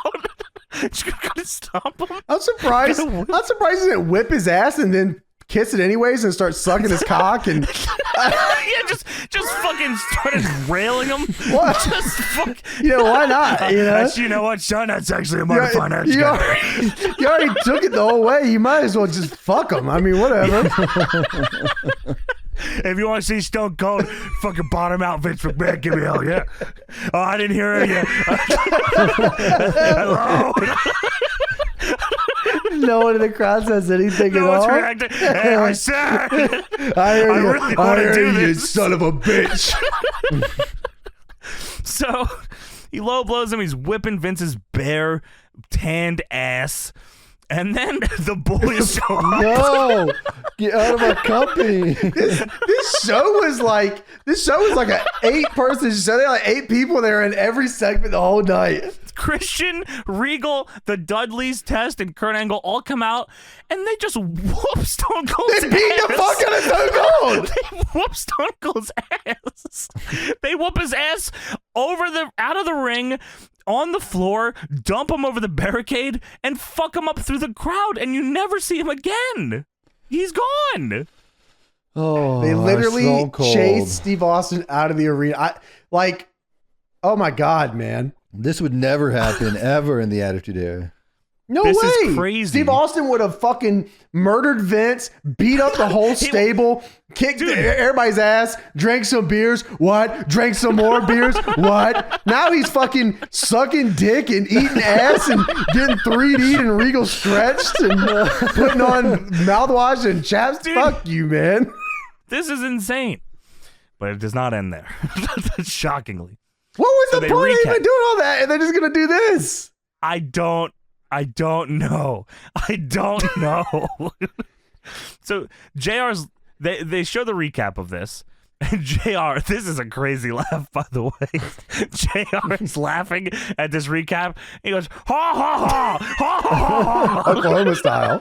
Louder. Ha ha ha, it's hilarious.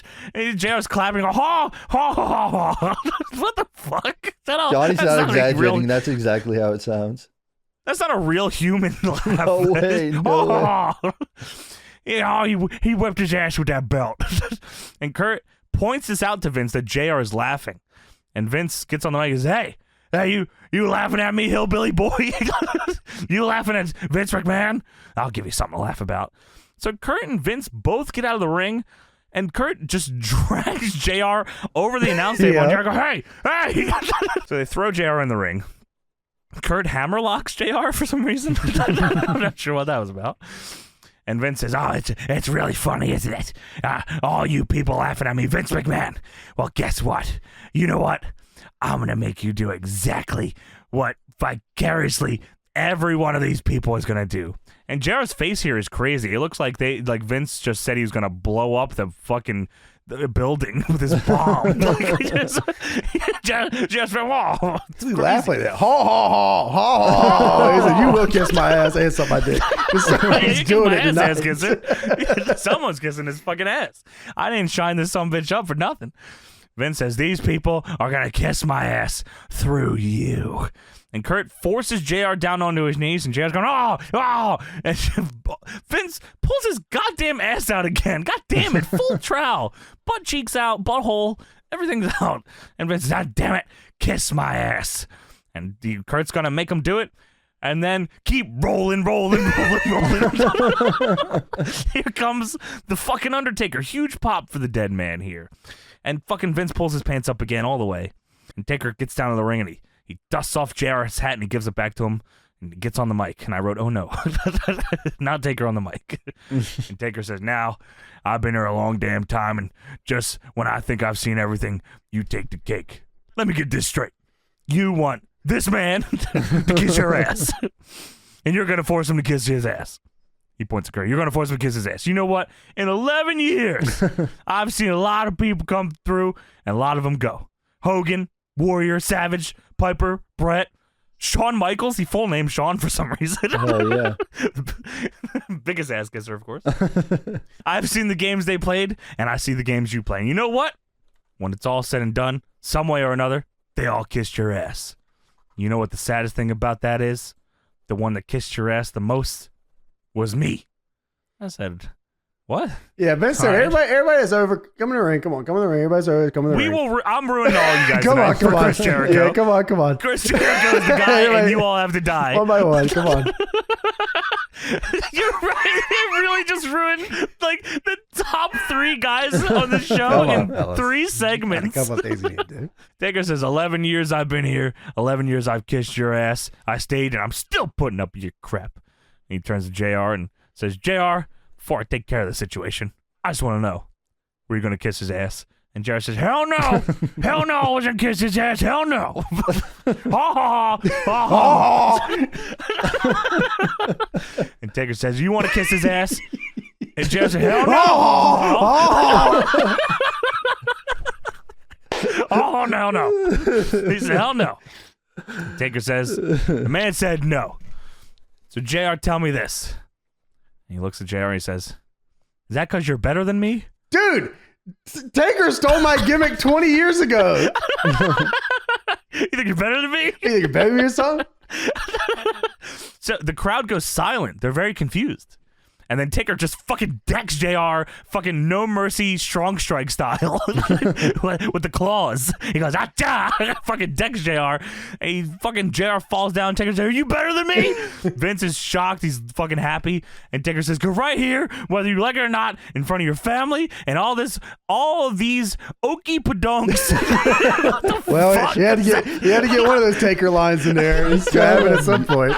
Oh, those are my family. I'm gonna kiss his ass. I'm gonna suck on his balls too. Woodpecker style, whatever the fuck. You're gonna kiss his ass. Vince, drop your pants. What the fuck? So Vince does that. And Vince, by God, pulls his fucking whole ass out again. Pulls his whole fucking both butt cheeks, asshole, balls, all out. And he pulls JR over to Vince's ass and he says, pucker up, bitch. And he goes to do it, but Vince stops him. And I'm like, what the fuck? And Taker says, you're right, Vince. He can't kiss your ass. That just ain't right. He can't kiss your ass till you're wearing the man's hat. And he puts the fucking cowboy hat on Vince's head. And please visualize this. It's Vince McMahon, back arched, butt cheeks out, asshole exposed, JR on his knees, ha ha, ha ha, okey padunk. Taker smushing JR's chubby little face into Vince McMahon's butthole, and then letting him go. And then to top it all off, maybe even the more ridiculous than anything that's happened in this segment, Vince starts parading around the ring, ass out, slapping his ass with the cowboy hat, and all you hear is, keep rolling. You look out in the crowd, everyone's just standing there, just sitting there. Everyone is stunned, silent. Taker standing there, Kurt's smiling. Vince is smacking his ass with his cowboy hat like he's on a horse. Now I know y'all be loving this shit right here. The whole end of the segment, rolling. I heard off camera they had Steve Austin come back and rub his cock out and fucking suck him beat style. Yeah, Austin came back and fluffed him so Jared could suck his cock. This is the destruction of the WWF right before our very eyes. This is a lethal dose of poison. This is I don't insane, know man. what the fuck happened here, man. Crazy. This is unfucking believable. Oh, this is great. They had Steve Austin for. Why did James really? Why did Stone Cold have to be part of that? Yeah, they had Stone Cold Steve Austin for. Yeah, Jamie, by the way. Coming up, undisputed title match coming up, by the way. They had Stone Cold Steve Austin go out there for 15 minutes to go. I would do love nothing else than to kiss your ass, suck your dick, play with your gooch, touch your nipples. I got you. I fucked you up. Don't worry. Test is gonna beat the shit out of you. Test and Christian are gonna stomp me out. Regal, he never comes back. He never comes back. Oh my god. Yeah, what man. The fuck? This was a very interesting episode. They had some stuff for this episode, but a lot of it was pretty insane. I enjoyed watching it. But just like looking at the like the whole scale is like the scope. Yeah, it's crazy. It's just a couple of things before we get out of here. There's a couple Observer things I wanted to say. What Meltzer thought about this that I thought were fun. From the Observer, December 6th, 2001. Meltzer says, it was an episode that resulted in some of the most negative reaction to any Raw in a few years. Largely to a final skit where a 56-year-old owner of the company paraded around the ring in front of a sellout crowd at the Marriott Center in Oklahoma City with his bare cheeks exposed while figuratively spanking himself with Jim Ross's cowboy hat after Ross was humiliated by having to kiss his bare ass in a market where Ross is something of a local icon. The final segment, which lasted some 20 minutes, saw Undertaker turn and force Ross's mouth to touch Vince's behind. Reportedly, Ross was very upset about the angle. Anyone with the slightest bit of dignity, something a television performer in WWF has to check at the door when signing his contract, would be upset. The fact it was seemingly clear to the employees that he was is a bad sign. Most of them at times have to allow themselves to be humiliated, sometimes for a good reason, and often just because management gets off on a humiliated, like the Taz and Big Shows of the world, for reasons ranging from annoying the wrong person to being a highly paid underachiever. As VP in charge of talent relations, he has many times been put in angles, particularly in Vince Russo's era, designed to humiliate him, particularly when Russo tried to get him removed as announcer and have Michael Cole accepted as the main host, and done them because it's a combination of his job not wanting to set a bad example for employees. So there he was being ordered to do so, even though he portrayed as defined in a city where he was the point man in promoting the show with his contacts as the local boy makes good in the media and in front of family members and friends that he almost never gets to see. Yep. That's the WWF. That is the WWF. That's baby. Jim Ross in the WWF. Yeah. And that is it for the November 26, 2001 edition of Monday Night Raw. And that is it for this episode of the Deadlock Podcast. Thank you so much for joining us for another fucked up show. Yes, Tony. Fucking patreon.com/deadlockpw. You got a fucking bunch of cool stuff coming, especially this week. Check that out. DPWOndemand.com. Check out our whole catalog of DPW. Carolina Classic just happened. It was fucking rocking. Watch it. It's very good. If we hit 3,000 patrons on Patreon, Tony will kiss my ass. Tony will kiss my ass and James will suck my cock. Hey, James, are you gonna suck I'd love to dick? do that. Is that because you're better than me? You think you're better than me? You think you're better than these balls? Well, no. Rolling, what?